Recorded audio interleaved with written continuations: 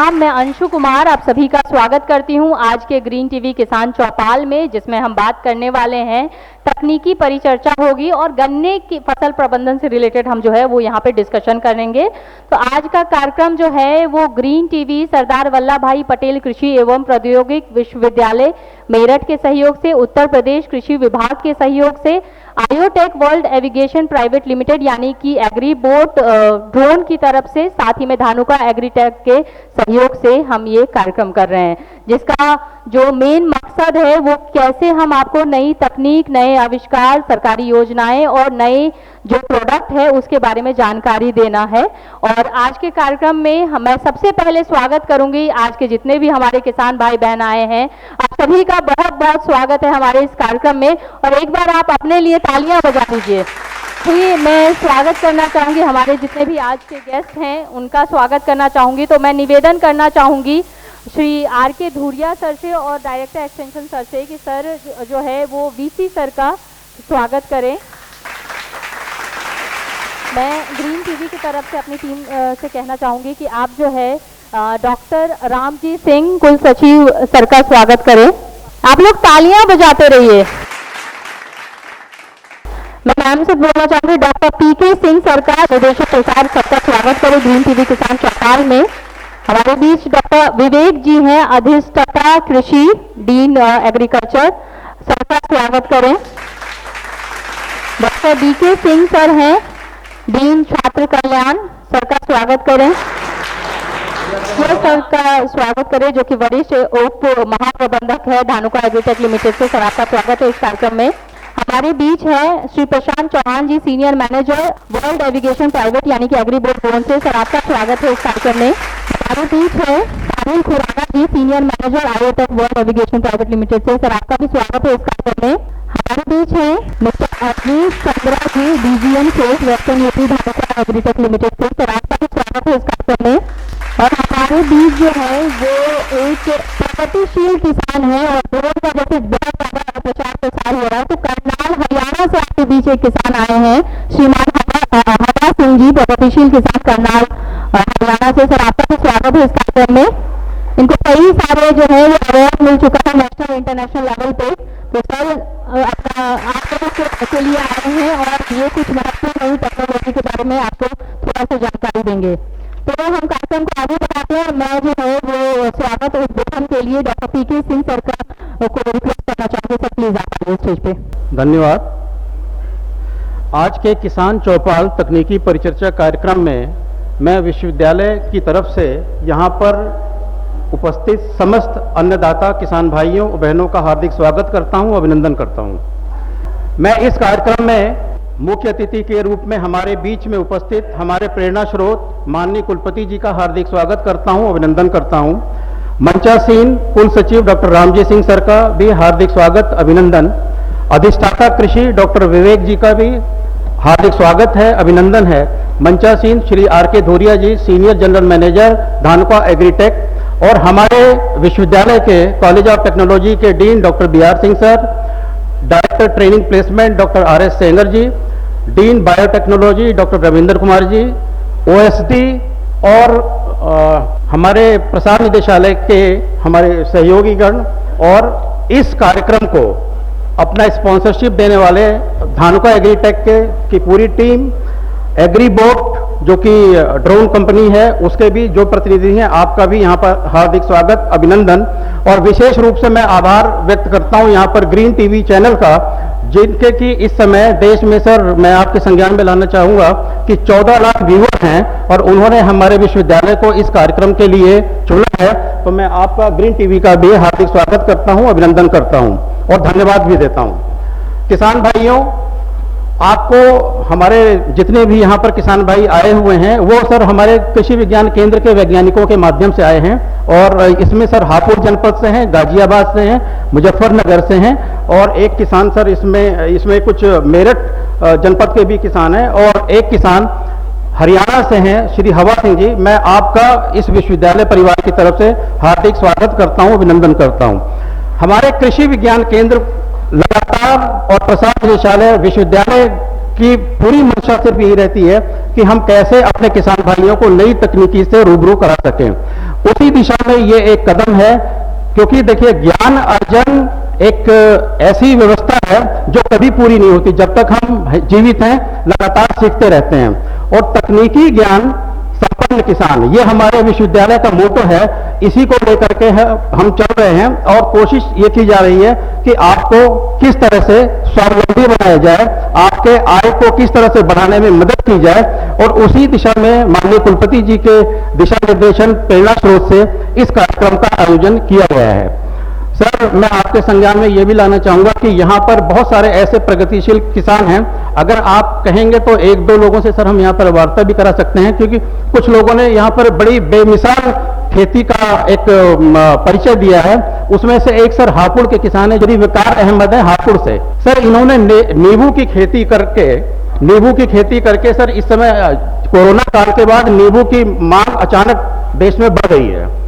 तो आपने, मुझे लगता है 2 साल पहले ये खेती शुरू की है, 2 साल पहले खेती शुरू करके, और सर इस समय लाखों का व्यापार सिर्फ नींबू से कर रहे हैं। बहुत सारे किसान यहाँ पर आए हुए हैं, लगभग 300 किसान बैठे हुए हैं, वो एक प्रेरणा लेकर के जा सकते हैं वापस। इसी तरह सर एक 18 वर्षीय लड़की सर यहाँ पर शुभावरी चौहान, जो कि सहारनपुर से आई हुई हैं, और इन्होंने राज्यपाल महोदय के सामने भी अपनी बात रखी थी। सर ये खुद ट्रैक्टर चलाती हैं, खेत में खुद ही सारा काम करती हैं, और ऑर्गेनिक सर्टिफिकेशन इन्होंने ले रखा है। और एक बहुत बड़ी बात यह है कि सर अभी बांग्लादेश के जो, जिस तरह से सर हमारे आईएएस होते हैं, इसी तरह बांग्लादेश प्रशासनिक सेवा के जो चयनित अधिकारी थे, उन्होंने जाकर के पूरे दिन इनके यहाँ खेती को सीखा है सर अभी। इसके अलावा पेरिस से कुछ किसान आए थे जो कि आपके यहाँ गए, और 2000 रुपए किलो का गाय का घी सर इन्होंने पेरिस को एक्सपोर्ट किया है। ये हैं और इनकी मां है। सर मैं एक बात और बताना चाहूंगा कि सर पिछले वर्ष माननीय मुख्यमंत्री जी ने मुरादाबाद मंडल में जब एक किसान सम्मान का आयोजन किया था, तो सर ये शुभावती चौहान की जो माता जी बैठी हुई हैं, इनको सर बेस्ट वुमेन फार्मर का अवार्ड देके 1 लाख रुपए और प्रशस्ति पत्र सर मिला है। तो इस तरह के किसान हमारे बीच में प्रेरणा स्रोत की तरह हैं, और इनको हम मंच सिर्फ इसीलिए देते हैं कि ये आपको बता सकें कि ये क्या कर रहे हैं। और इसी कड़ी में मैं सर अपनी वाणी को विराम देता हूं, और आप सभी का बहुत बहुत धन्यवाद कि आप यहाँ पर आए। और हमारी जो ये प्रयास है कि आपको कुछ तकनीकी ज्ञान दे करके भेजा जाए, तो दिन भर हम चर्चा करेंगे यहाँ पर। हमने कोशिश किया है कि हमारे 4-5 जो विश्वविद्यालय के विशेषज्ञ हैं, उनसे आपकी वार्ता कराई जाए। धन्यवाद, जय हिंद। मैं इसी कड़ी में श्री वकार अहमद जी से गुजारिश करूंगा कि 2 मिनट में आकर के आप अपनी बात यहाँ पर कहें। हमारे मुख्य अतिथि जी सीवी साहब को मेरा नमस्कार, बाकी सभी डॉक्टर साहब जो हमारे वरिष्ठ अधिकारी हैं सबको मेरा बहुत बहुत नमस्कार। किसान भाइयों को बहुत बहुत नमस्कार, मेरा सभी का बहुत बहुत स्वागत है। यूनिवर्सिटी में आज किसान बहुत बिजी है और इतना समय निकाल कर यहाँ तक पहुँचा है, उसके लिए भी बहुत बड़ा धन्यवाद है सभी किसान भाइयों को। तो मैं बताना चाहूँगा कि अभी मैंने 4 साल का नींबू का बाग तैयार किया है, जिसकी वैरायटी का नाम है यूरेखा, और 2 साल से मैं उसके ऊपर नींबू ले रहा हूँ। 2 साल मैंने उसको कटिंग करके रखा, पेड़ को ग्रो किया, पूरा पेड़ तैयार हो गया। अभी उसके ऊपर कम से कम 50 से 60 किलो नींबू आ रहा है एक पौधे के ऊपर। और मेरा नींबू जो है इस टाइम 70 से 80 रुपये किलो बिककर अब 50 रुपये किलो आ गया है, जिसमें मैं कहता हूं कि आम की भी फसल आज इतना रेट नहीं दे रही है कैरेट के हिसाब से, जितना मेरा नींबू मुझे दे रहा है। और इसी के साथ मैं अपने नींबू की पौध भी तैयार कर रहा हूं, जो मेरी पौध महाराष्ट्र और बिहार और राजस्थान और जयपुर जो जा चुकी है, और अभी काफ़ी डिमांड भी है। तो जो किसान भाई परेशान हैं अपनी परंपरागत खेती से, वो हटकर नई नई खेतियां अपनाएं, नए नए तरीके अपनाएं। मैंने नींबू अपनाया और मैं बहुत सक्सेस हूँ इसमें, बहुत अच्छी इनकम है, और इसमें 0 बैलेंस आपका एक्सपेंस है। ऑर्गेनिक कह सकते हैं आप उसको। इसके ऊपर ना तो कोई स्प्रे हुआ है, ना कोई मैंने इसमें जैविक खाद दिया है, ना इसमें मैंने कोई जो कहना चाहिए साइंटिफिक खाद दिया है। सिर्फ साल में एक बार जुताई, मई और जून के महीने में 2 पानी सिर्फ नींबू को जरूरत होती है। पूरा पेड़ आपका फला हुआ है। अगर आप देखना चाहें तो मेरे पास वीडियो है, गुच्छे में कम से कम 20-20 नींबू लगा हुआ है। एक पेड़ से 50 से 60 किलो नींबू उतरना, 300 पेड़ हैं, आप कैलकुलेशन कर सकते हैं 60-70 रुपए किलो के हिसाब से। बिना किसी नुकसान के आज आवारा पशु हर फसल को नुकसान पहुंचा रहा है, जिसमें मेरे नींबू को ना तो आवारा पशु पहुंचा रहा है, ना ही बंदर पहुंचा रहा है, ना ही कोई कीट लगता है, ना ही कोई कौवा खाता है, ना ही कोई तोता खाता है। मेरा फल पक के नीचे जमीन में गिरता है, 15 से 18 दिन तक बिल्कुल सेफ साइड पड़ा हुआ है। आप कभी भी उठा लीजिए, कभी भी यूज करिए। उसमें बिना बीज का है, बारीक छिलके का है, बिना कांटे का है, तो तोड़ने में भी और उसको लॉन्ग लाइफ रखने में भी आपको कोई प्रॉब्लम नहीं है। उपस्थित सभी अधिकारीगण, आप सबको मेरा नमस्कार। यहाँ पर आए हुए सभी किसानगण, आपको भी मेरा नमस्कार और साथ में मातृशक्ति को भी। मेरा नाम सुभावरी चौहान है, सहारनपुर जिले के एक छोटे से गांव कोठड़ी बहलोलपुर से। जैसे सर ने बताया, हम ऑर्गेनिक खेती करते हैं। मैं पिछले 10 साल से अपने पिताजी के साथ जुड़कर मतलब बचपन से ही खेती कर रही हूँ। पहले पिताजी करते थे, उसके बाद ये आगे मैंने संभाला। मेरे पिताजी MSc एग्रीकल्चर किया हुआ है, फिर भी उन्होंने खेती को चुना। उनसे मुझे ये प्रेरणा मिली कि मैं भी खेती क्यों ना करूँ। जब एक इंसान पढ़ा लिखा होगा और वो खेती में आएगा, उसके बाद खेती की तो मतलब टेक्नोलॉजी भी आएगी उसके अंदर। एक पढ़ा लिखा इंसान उसके अंदर टेक्नोलॉजी भी लाएगा और खेती की और ज्यादा अच्छे से उपज भी होगी और हमारी पैदावार भी और अच्छी होगी। मैं 10 साल से खेती कर रही हूँ अपने पापा के साथ मिलकर। उसके साथ में ट्रैक्टर चलाना और सब कुछ जो खेत में काम होता है खुद से करना।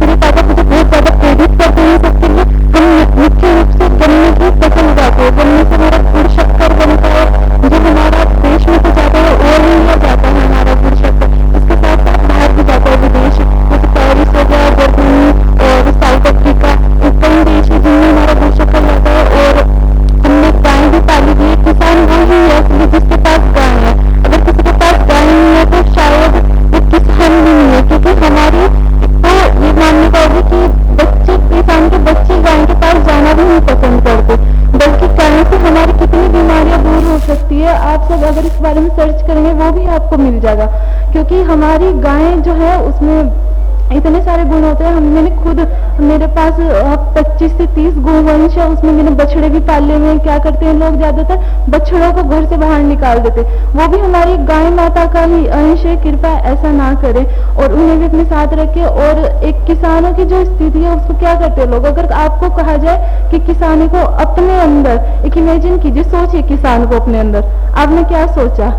आपने सोचा होगा शायद कुछ नहीं, ज्यादातर किसान बैठा हुआ है जमीन पे, फटी सी धोती, कुर्ता, आसमान की तरफ देख रहा होगा बारिश के लिए। इसके मतलब ये तो नहीं सोचा होगा किसान कार से उतर रहा और सूट बूट में। ये हमारी मान्यता बना दी है, पूरी दिमाग में ये कर दिया कि किसान यहीं तक सीमित है, पर किसान बहुत आगे तक जा सकता है, क्योंकि किसान वो है जो पूरे विश्व को अपना अन्न दे रहा है। उसकी वजह से पूरा विश्व आज जीवित है, क्योंकि कोई भी मतलब फैक्ट्री अनाज नहीं उगा सकती, वो उगता है सिर्फ हमारे खेतों में। इसलिए आप सब एक तो ऑर्गेनिक फार्मिंग कीजिए, अपनी प्राकृतिक खेती पे वापस आइए। और आज श्री अन्न है, श्री अन्न को भी गाइए। हम खुद श्री अन्न का पुनरुद्धार कर रहे हैं सब। इसी के लिए साथ धन्यवाद। बहुत बहुत धन्यवाद हमारे 2 प्रगतिशील किसान के लिए, और बहुत बहुत धन्यवाद डायरेक्टर सर का, जिन्होंने जो है वो आपको अपने यूनिवर्सिटी के बारे में इनिशिएटिव करना है और ये प्रोग्रेसिव फार्मर्स के बारे में जो है वो इंट्रोड्यूस किया। तो मैं कार्यक्रम को आगे बढ़ाती हूँ और मैं अगले उद्बोधन के लिए बुलाना चाहती हूँ श्री आरके धूरिया सर को, जो कि वरिष्ठ उप महाप्रबंधक है धानुका एग्रोटेक लिमिटेड से। सर आप आइए। धन्यवाद।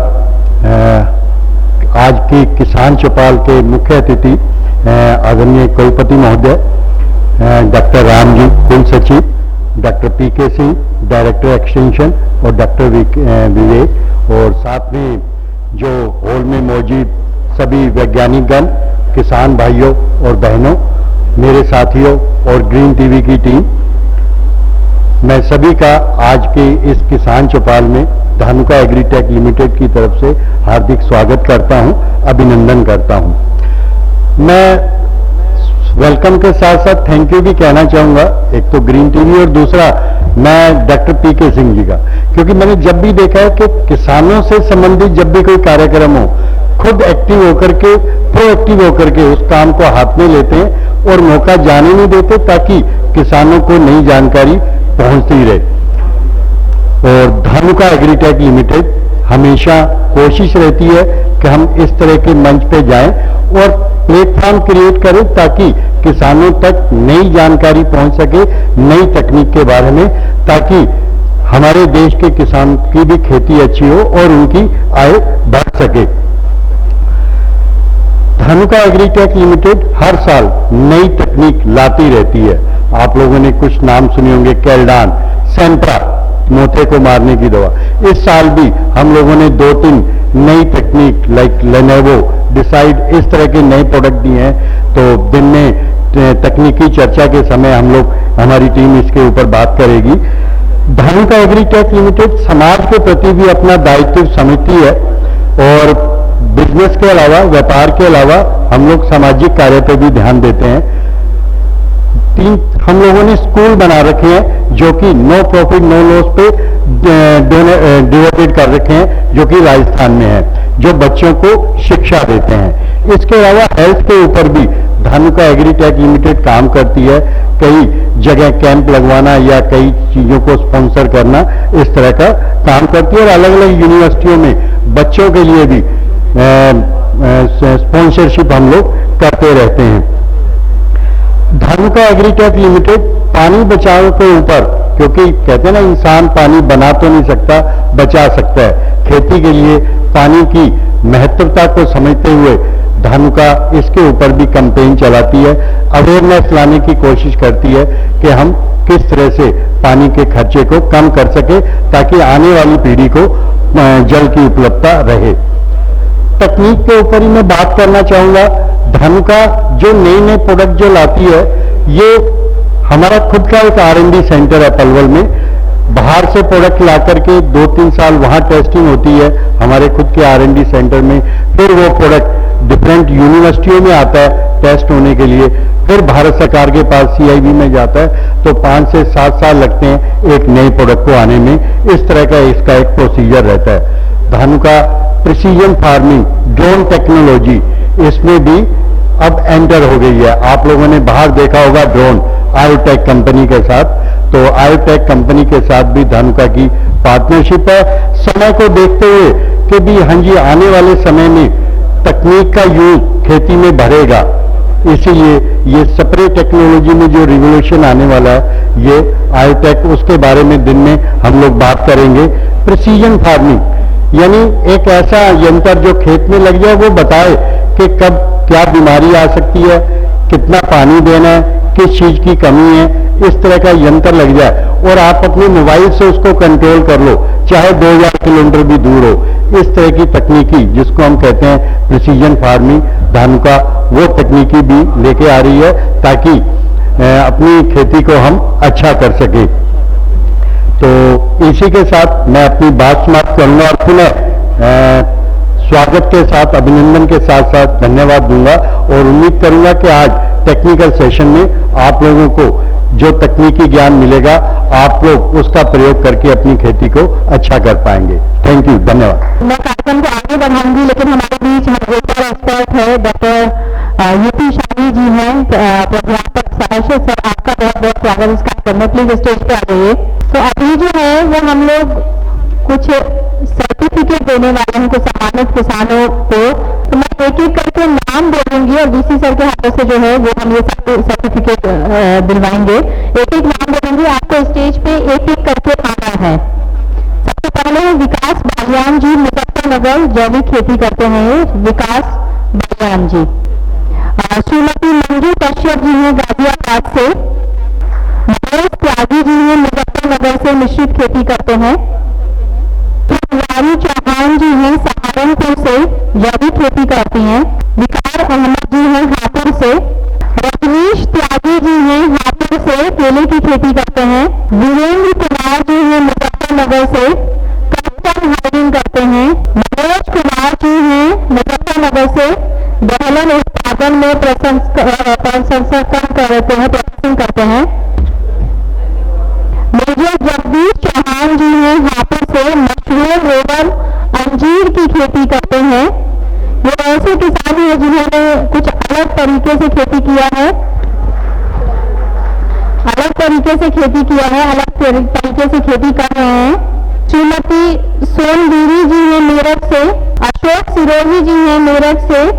ये ट्रेंच विधि द्वारा गन्ना उत्पादन एवं सरसों की सह फसली खेती करते हैं। एवं मृदा परीक्षण के आधार पर भी ये खेती कर रहे हैं। सुनील कुमार जी ये मेरठ से प्राकृतिक खेती गुड़ और अचार का करते हैं, वो ये काम करते हैं। अवनीश त्यागी जी ये गाजियाबाद से रंगीन प्रजातियों के आम का सघन बागवानी करते हैं। ये जयवीर सिंह जी हैं गाजियाबाद से मल्टी लेयर फार्मिंग करते हैं। अरुण बालियान जी हैं मुजफ्फरनगर से वर्मी कंपोस्ट उत्पादन करते हैं। केके त्यागी जी हैं मुजफ्फरनगर से प्राकृतिक खेती करते हैं। सुधीर कुमार जी हैं मुजफ्फरनगर से आधुनिक विधि से गन्ने के साथ फसली खेती करते हैं। नसीमुद्दीन जी हैं मेरठ से बकरी पालन करते हैं। संजय मान जी हैं मुजफ्फरनगर से समन्वित कृषि प्रणाली जो है। सचिन त्यागी जी हैं गाजियाबाद से कड़कनाथ मुर्गी पालन करते हैं। एक जिनको भी सर्टिफिकेट मिला है उनसे निवेदन है आपको प्लीज आगे आइए, ग्रुप पिक्चर होगा और फिर डीसी सर का संबोधन होगा और फिर हमारा टेक्निकल सेशन जो है वो शुरू होगा। अभी हम कार्यक्रम को आगे बढ़ाएंगे तो मैं नेक्स्ट निवेदन करना चाहूंगी मुख्य अतिथि उद्बोधन मुख्य अतिथि से हमारे डीसी सर से कि आप आइए और हमारे किसानों का जो है वो संबोधन कीजिए।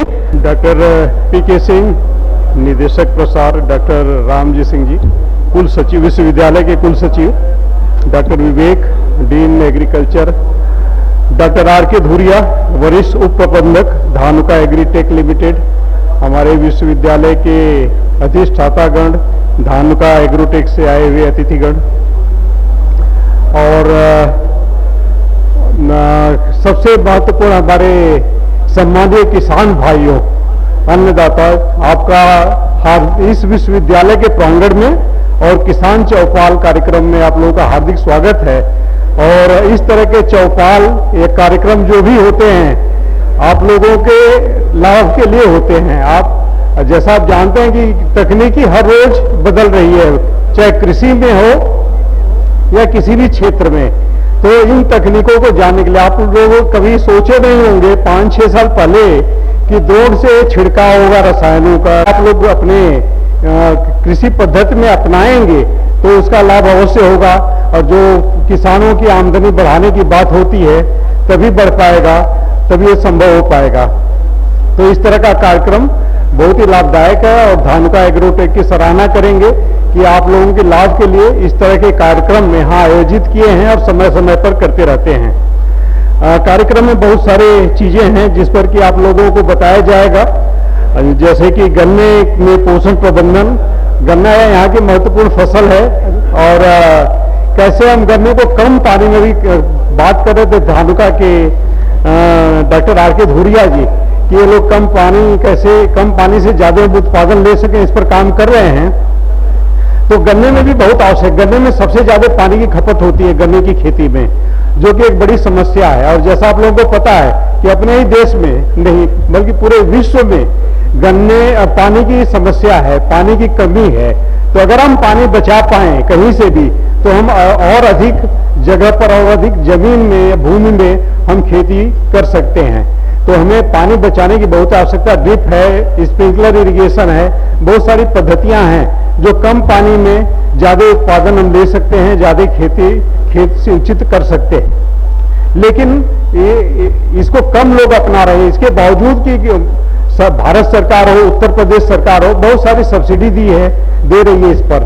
कम पैसे में 20% सिर्फ आप अपना लगा लेंगे, 25% लगा लेंगे और जो जितनी कीमत आती है तो आप लोग ये लगा सकते हैं, बाकी तो छूट हो जाती है सरकार की तरफ से।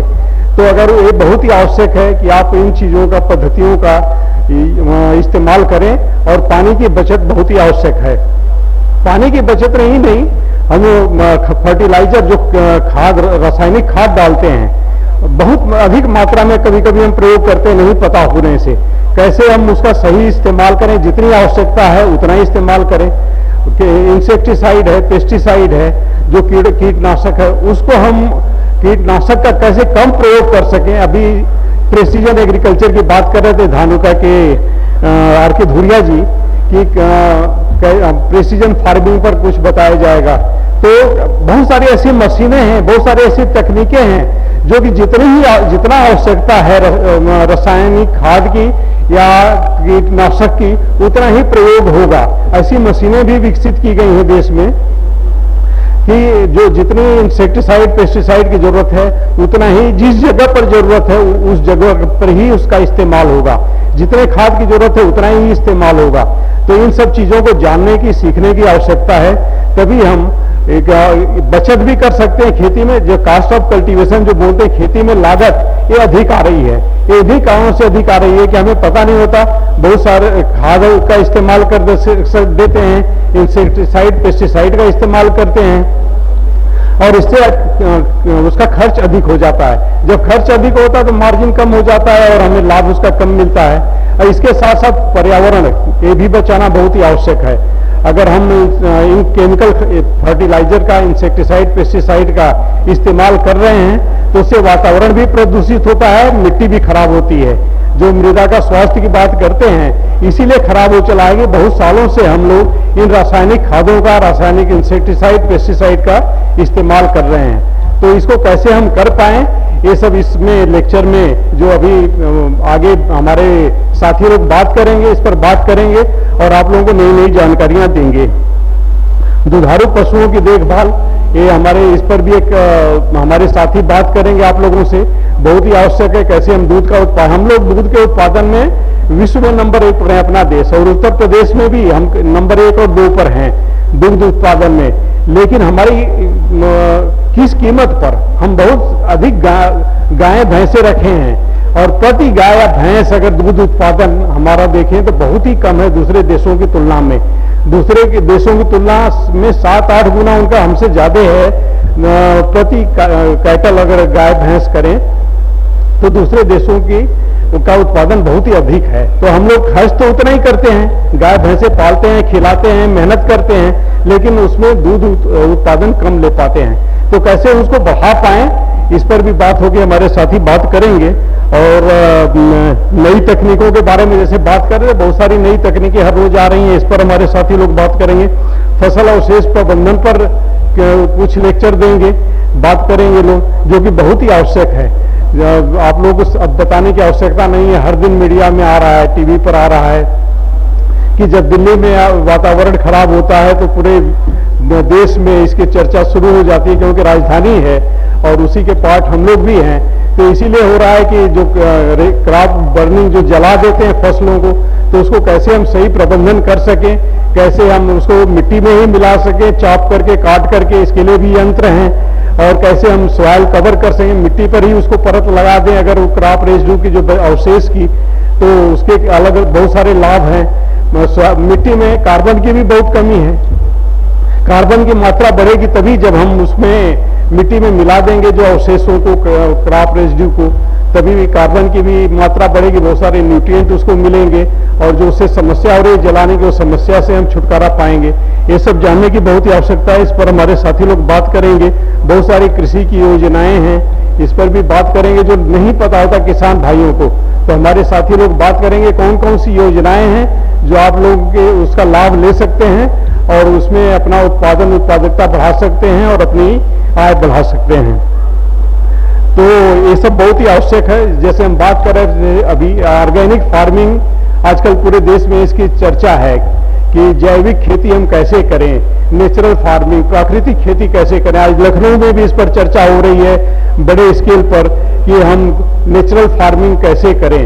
तो इसकी ये सब पद्धतियां अपनाने की बहुत ही आवश्यकता है, क्योंकि जब हम लोग गेहूं धान जो भी उगाते हैं, चाहे फल सब्जी, उसमें हम रसायन जो डालते हैं, रासायनिक खाद डालते हैं, इंसेक्टिसाइड पेस्टिसाइड डालते हैं, उसका कुछ अवशेष उसमें रह जाता है और जब हम खाते हैं उसको खुद, तो उसमें अवशेष हमें जो रसायन है वो हमें खुद नुकसान पहुंचाते हैं। आजकल हर कोई बहुत सारी बीमारियों का शिकार है, हर आदमी को ब्लड प्रेशर है, किसी को हार्ट की प्रॉब्लम है, बहुत सारी बीमार, शुगर है।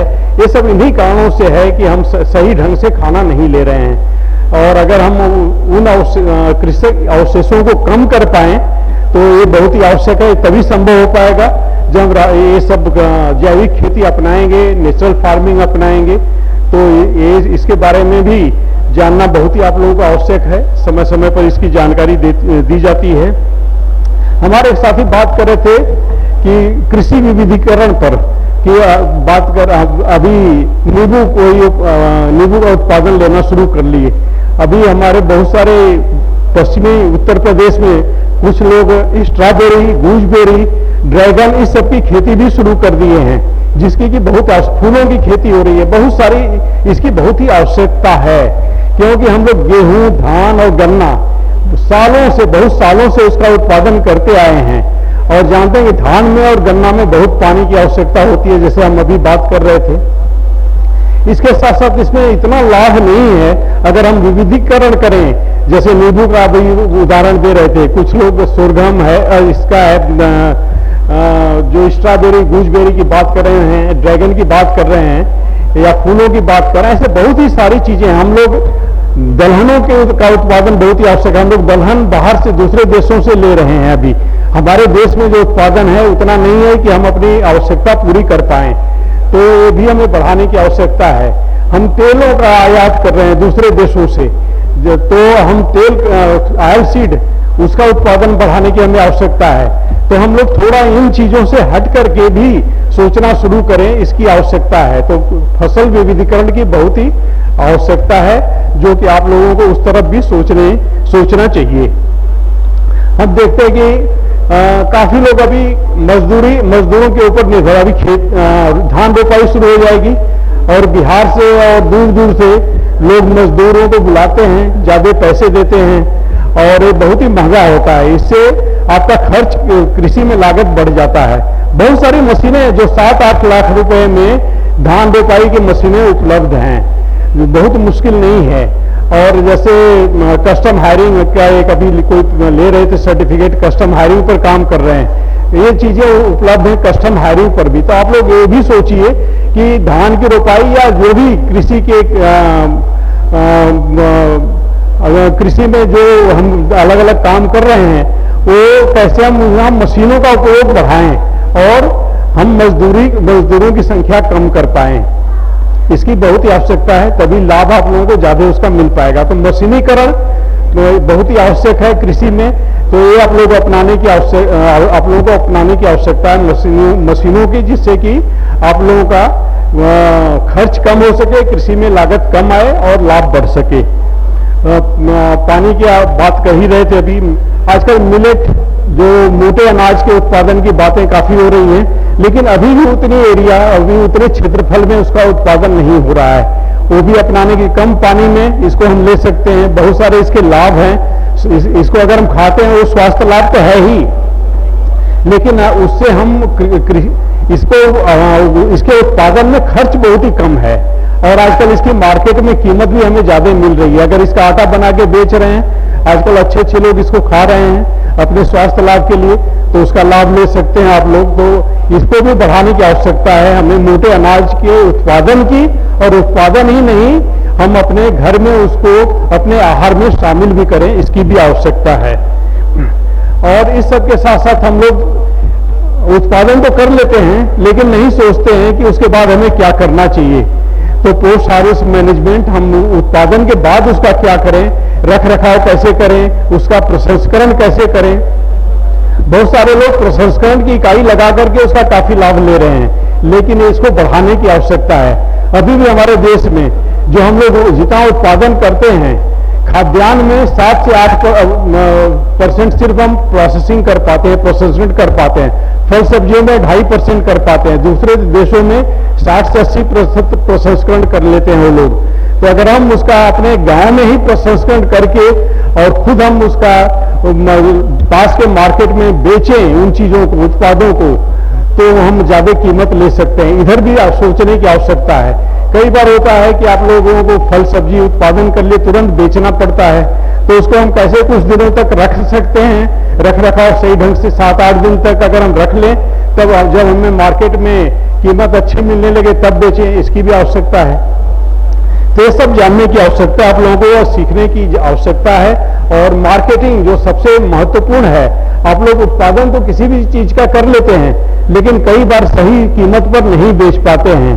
तो ये भी जानने की, आजकल तो यंग जनरेशन है, नए लड़के हैं, पढ़े लिखे हैं, स्मार्टफोन रख रहे हैं, उस पर सब कुछ उपलब्ध है। तो मार्केटिंग सीखें और मार्केट के साथ जुड़ें और कैसे हम उसकी सही कीमत लें, जो हम इतना मेहनत से इतना खर्च करके उत्पादन कर रहे हैं लेकिन कम कीमत पर बेच दे रहे हैं, तो आप लोगों को लाभ कम मिलता है। तो वो भी जानने की आवश्यकता है। हम लोग इस विश्वविद्यालय में अपने कृषि विज्ञान केंद्र के लोगों को उसके बारे में प्रशिक्षण दिए हैं और उनसे बोले हैं कि जाकर के हर गांव-गांव में किसान लोगों को बताएं कि कैसे हम सही मार्केटिंग कर सकते हैं। बहुत सारे आजकल मार्केटिंग के प्लेटफॉर्म हैं, उसको यूज कर सकते हैं आप लोग। तो उसकी आवश्यकता है, मार्केटिंग के बारे में जानने की और प्रशिक्षण की आवश्यकता होगी, तो उसका हम एक विश्वविद्यालय आयोजन कर सकता है आप लोगों के लिए। इंटरप्रेन्योरशिप डेवलपमेंट की बहुत ही आवश्यकता है। नए नए लड़के हैं और इस तरह घूम रहे हैं बिना काम के। सरकारी नौकरियां एक निकलती हैं, 200, 500 या 1000 लोग चले जाते हैं। जो आप लोग मीडिया में देखते रहते हैं टीवी पर क्या हालत होती है, लेकिन सरकारी नौकरियों के भरोसे हम नहीं रह सकते हैं। हम लोगों को आजकल आवश्यकता है कि हम सीखें कि इंटरप्रेन्योर से खुद अपना हम काम शुरू करें। ऐसे हम प्रशिक्षण लें, अपना हुनर, नए नए चीजों में अपना हुनर बढ़ाएं और खुद अपना रोजगार शुरू करें। इस कड़ी में हम लोगों ने विश्वविद्यालय ने अशिक्षित महिलाओं को प्रशिक्षण देना शुरू किया। पहले हम लोगों ने 1000 महिलाओं को प्रशिक्षण दिया, फिर 2000 महिलाओं को। इसमें काफी महिलाएं वो हुनर सीख करके अपना खुद रोजगार शुरू कर लिया उन्होंने। और हम उनको कोशिश कर रहे हैं कि जो सरकारी योजनाएं हैं उसके साथ उनको कैसे जोड़ें, उनकी छोटी मोटी समस्याओं का हल कैसे निकालें, जिससे कि अपना रोजगार और बढ़ा पाएं। तो आप लोग भी अपने युवाओं को खुद प्रेरित करिए कि इस सरकारी नौकरी ढूंढने के बजाय, सालों साल इंतजार करने के बजाय खुद अपना स्किल बढ़ाएं, स्किल डेवलपमेंट की ट्रेनिंग करें और सीख करके और अपना कुछ न कुछ रोजगार शुरू करें। तभी पूरा देश समृद्ध हो पाएगा। अगर आप खुद कोई रोजगार शुरू करेंगे, 10 लोगों को नौकरी देंगे, 10 घर चलेगा, तभी पूरे देश की समस्या हल हो पाएगी। स्टार्टअप की बात हो रही है, इंक्यूबेशन की बात हो रही है, तो इस सब पर भी जानने की बहुत ही आवश्यकता है। और आजकल युवाओं की संख्या बहुत अधिक है देश में, युवाओं की संख्या काफी है जो, लेकिन वो बेरोजगारी और ये सब में झेल रहे हैं। तो अगर हम स्टार्टअप करें, अपना बिजनेस शुरू करें, औरों को नौकरी दें, तो इस समस्या का हल निकल पाएगा। और ये सब चीजें आप लोगों को जानना आवश्यक है। और हम जरूरत पड़ी तो विश्वविद्यालय भी इन चीजों पर, वैसे समय समय पर हम इस तरह के प्रशिक्षण दे रहे हैं और आते भी हैं किसान भाई भी हमारे कृषि विज्ञान केंद्रों के माध्यम से। और इस विश्वविद्यालय के प्रांगण में भी इस तरह का हम प्रशिक्षण दे रहे हैं। लोग सीखते हैं और अपना काम शुरू भी कर रहे हैं, रोजगार।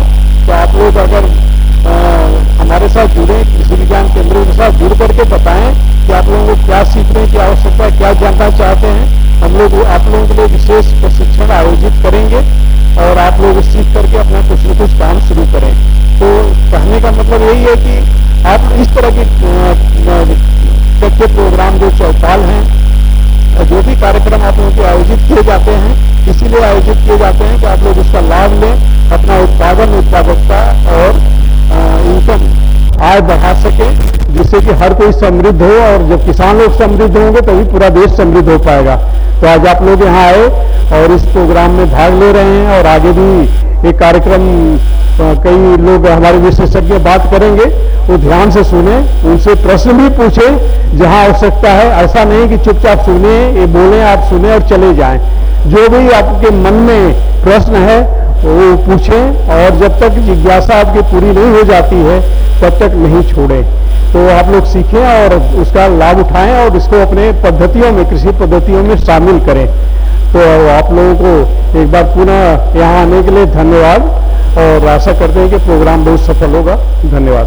बहुत बहुत धन्यवाद सर, यहाँ आने के लिए, अपना कीमती समय देने के लिए, तमाम जानकारी हमारे दर्शकों को देने के लिए आपका ग्रीन टीवी की तरफ से बहुत बहुत धन्यवाद करते हैं, किसानों की तरफ से भी। तो हम कार्यक्रम के जो हमारा इनॉग्रल सेशन था उसके अंतिम पड़ाव पे आते हैं और धन्यवाद सेशन के लिए जो है डॉक्टर विवेक जी हैं, डीन कृषि महाविद्यालय। मैं सर से निवेदन करना चाहूंगी कि आप आइए और धन्यवाद करें। मैं आप लोगों को बताना चाहूंगी कि अभी हमारा इसके बाद तकनीकी सत्र चलेगा, तो आप लोग बैठे रहिए।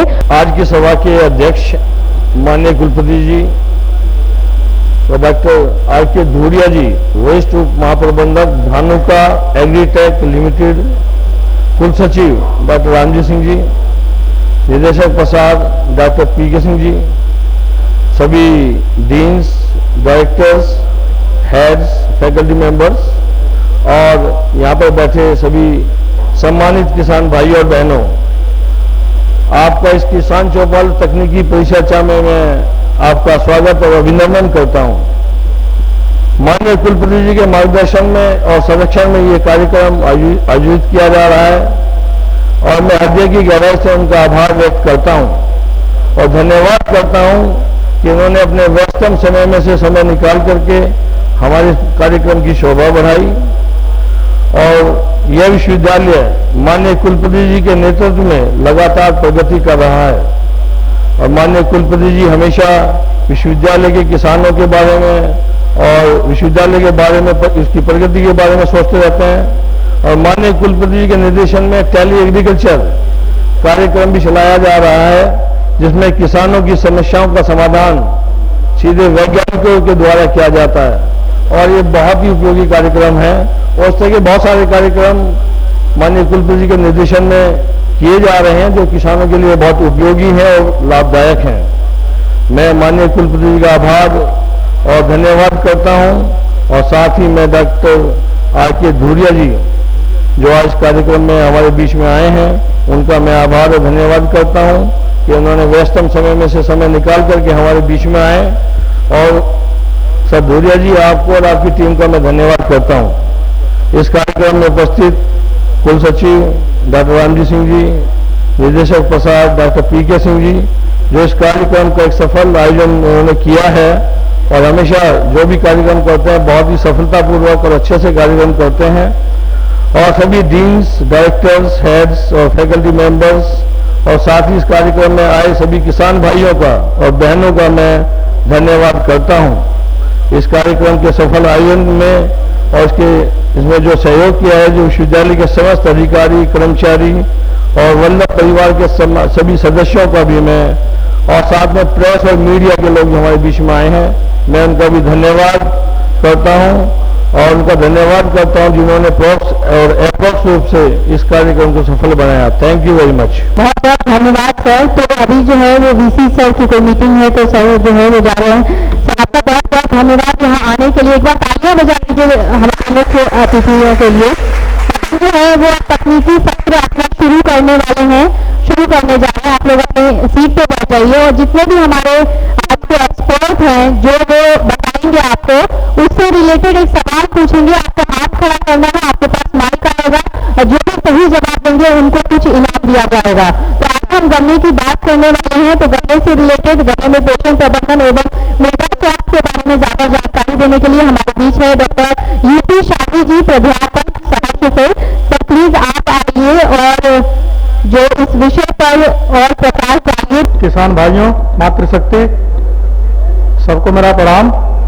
मेरा नाम उदय प्रताप शाही और मैं यहाँ प्रोफेसर हूँ कृषि विश्वविद्यालय में सॉइल साइंस मृदा विज्ञान में। आपके बीच में कई बार मीडिया के माध्यम से या SMS के माध्यम से मैं रूबरू होता रहता हूँ। पश्चिमी उत्तर प्रदेश के 20 जिलों में कृषि विश्वविद्यालय मौसम आधारित कृषि परामर्श सेवाएं जारी करता है और मौसम पूर्वानुमान भी जारी करता है। तो वो अपने माध्यम से ही विश्वविद्यालय से हम लोग जारी करते हैं। तो इसमें बहुत सारे ऐसे किसान बैठे होंगे, मुझे लगता है 4 या 5 जिलों के किसान होंगे इसमें, जिनसे कहीं न कहीं किसी कार्यक्रम में मुलाकात हुई होगी और हम लोग इसकी जानकारी देते रहते हैं। तो जो हम चर्चा करेंगे, 2 बातों को इसमें शामिल करेंगे। एक तो जो मुझे अभी निर्देशित किया गया है कि उसके बारे में बात करेंगे, ये पोषक तत्व प्रबंधन पे। तो उससे पहले थोड़ा सा एक मौसम की बात कर लेते हैं। आप सभी जानते हैं कि हम सभी खेती किसानी से जुड़े हुए लोग हैं और मौसम की बड़ी भूमिका रहती है खेती में। आप कितनी भी बढ़िया तरीके से खेती कर लें, लेकिन अगर मौसम उसके अनुकूल नहीं होता है तो आपके उत्पादन में गिरावट होती है और जिस वर्ष मौसम अनुकूल होता है उस वर्ष उत्पादन बढ़ जाता है। प्रयास और जो इनपुट हम लगाते हैं वो लगभग हम हर साल बराबर ही लगाते हैं, इवन हर साल और बेहतर करने का प्रयास करते हैं। तो ये जो मौसम की गतिविधियां होती हैं, तो अभी जो मौसम चल रहा है इसको मानसून सीजन कहते हैं। ज्यादातर हम 4 महीने जो साल का होता है, जिसमें जून, जुलाई, अगस्त, सितंबर, इन 4 महीने जो बरसात होती है, इस बरसात को हम कहते हैं कि मानसून की बरसात है। पश्चिमी उत्तर प्रदेश में जून के आखिरी सप्ताह में मानसून आता है, लेकिन देश के अंदर 1 जून को ही मानसून प्रवेश कर जाता है। तो हम 27-26 जून से बात करेंगे। तो अगर देखें तो मानसून की जो वर्षा हुई है अभी तक, वेस्ट यूपी के कई ऐसे जिले हैं जहां पे सामान्य से ज्यादा बरसात हुई है, लेकिन कुछ ऐसे भी जिले हैं जहां पे अब तक बरसात सामान्य से कम हुई है। इनमें मेरठ है, मुजफ्फरनगर है, सहारनपुर जहां पे ज्यादा बरसात होती है इस बार अभी भी पीछे चल रहा है। शामली में काफी कम बरसात हुई है, हापुड़ में कम बरसात हुई है। और ये जो बरसात की मैं बात कर रहा हूं ये औसत होता है। जैसे अगर हम मेरठ की बात करें तो मेरठ में 4 जगह मशीन लगी हुई है, तो चारों जगह का जो औसत होता है उसको हम बरसात मानते हैं कि मेरठ में इतनी बारिश हुई है। उदाहरण के तौर पर परसों मोदीपुरम क्षेत्र के अंदर जो हमारा यहाँ पे मशीन लगा हुआ, यहाँ पे जो बरसात हुई थी वो 50 मिलीमीटर हुई थी। सड़कों पे पानी भर गया था, यूनिवर्सिटी के अंदर भी काफी बरसात हुई थी। लोगों ने कहा मेरठ में भयंकर बारिश हो गई। शहर के अंदर जो मशीन लगा हुआ उसको 3 मिलीमीटर बारिश हुई थी। शहर वालों ने कहा मेरठ में बारिश ही नहीं हुई। तो क्या होता है कि हम पूरे जिले का एक औसत निकाल के बताते हैं जो आंकड़े हैं। तो इन आंकड़ों के दृष्टिकोण से अगर देखें तो अभी 5-6 जिले जिनमें मैंने बताया कि मेरठ, मुजफ्फरनगर, शामली, सहारनपुर, हापुड़, इवन बुलंदशहर का एरिया और गाजियाबाद और नोएडा जिसको ज्योतिबा फुले नगर कहते हैं, इन जगहों पे बरसात अभी भी सामान्य से कम हुई है। और अभी 31 तारीख तक ऐसी ही संभावना बनी हुई है, बहुत अच्छे बारिश के संकेत नहीं है। कुछ स्थानों पे बारिश होगी लेकिन ज्यादा पूरे जिले में बरसात नहीं होगी। 31 के बाद जो मानसून का जो लाइन होती है, जो ट्रफ होता है, वो सेंट्रल इंडिया की तरफ है, जो उत्तर भारत की तरफ धीरे धीरे बढ़ रहा है। तो 31 के बाद हम उम्मीद कर सकते हैं कि इस क्षेत्र में अच्छी बारिश देखने को मिलेगी। हम सभी जानते हैं कि ये जो समय है इसमें धान की रोपाई के लिए एक माकूल समय होता है और किसान भाई चाहते हैं कि अच्छी बरसात हो जिससे रोपाई का कार्य बेहतर तरीके से कर पाए। तो उसके दृष्टिकोण से 2-3 बरसात अच्छी हुई थी, आगे 21 के बाद फिर होने की उम्मीद है। ये जो मौसम पूर्वानुमान होता है कि आने वाले समय में बरसात कैसी होगी, इसको लेकर के हम लोग 20 जिलों में लाखों किसानों के पास इस सूचना को पहुंचाते हैं और प्रत्येक मंगलवार को और शुक्रवार को हम बुलेटिन जारी करते हैं कि अगले 5 दिन बरसात की क्या संभावना है या मौसम कैसा होगा। उसका उद्देश्य सिर्फ इतना होता है, कई सारे किसान भाइयों के मेरे पास फोन भी आते हैं, वो पूछते भी हैं कि 2 दिन बाद, 3 दिन बाद बारिश होगी कि नहीं होगी। अब तो जो लिंटर लगवाते हैं भी फोन करने लगे, खेती वाले तो छोड़ दो। कोई कहते हैं कि शादी करनी है, फंक्शन करना है, बरसात कैसा होगा। तो कहीं ना कहीं हमारे जीवन से बहुत जुड़ा हुआ एक ये विषय है। तो इसकी सूचना हम लोग देते हैं और उसका उद्देश्य सिर्फ इतना होता है कि अगर कोई किसान भाई पानी लगाना चाहते हैं, सिंचाई करना चाहते हैं या कोई दवा छिड़कना चाहते हैं किसी बीमारी को लेकर के या कोई खाद डालना चाहते हैं, तो अगर उनको पता चल जाता है कि आने वाले समय में 3-4 दिन मौसम कैसा रहेगा, तो वो उसको देखते हुए अपनी गतिविधि को एडजस्ट करते हैं। आज आपने पानी लगा दिया और फोरकास्ट में कल बारिश है और अच्छी बारिश हो गई, तो आपका पानी का पूरा एक सिंचाई का खर्चा गया, वो बेकार हुआ। आर्थिक लाभ जिसको कहते हैं आर्थिक नुकसान हुआ। साथ ही साथ जिस पानी की बात कुलपति जी कह रहे थे कि उसको और बेहतर संतुलित प्रयोग करने की जरूरत है, तो कहीं न कहीं पानी का नुकसान भी होता है। तो इसलिए इस सेवा को हम लोग जारी रखते हैं और इस पर हम बातें करते हैं। जो दूसरा विषय है जिस पे हम बात करने वाले हैं, जिसको इन्होंने बताया है कि पोषक तत्व प्रबंधन। तो पोषक तत्व प्रबंधन क्या होता है?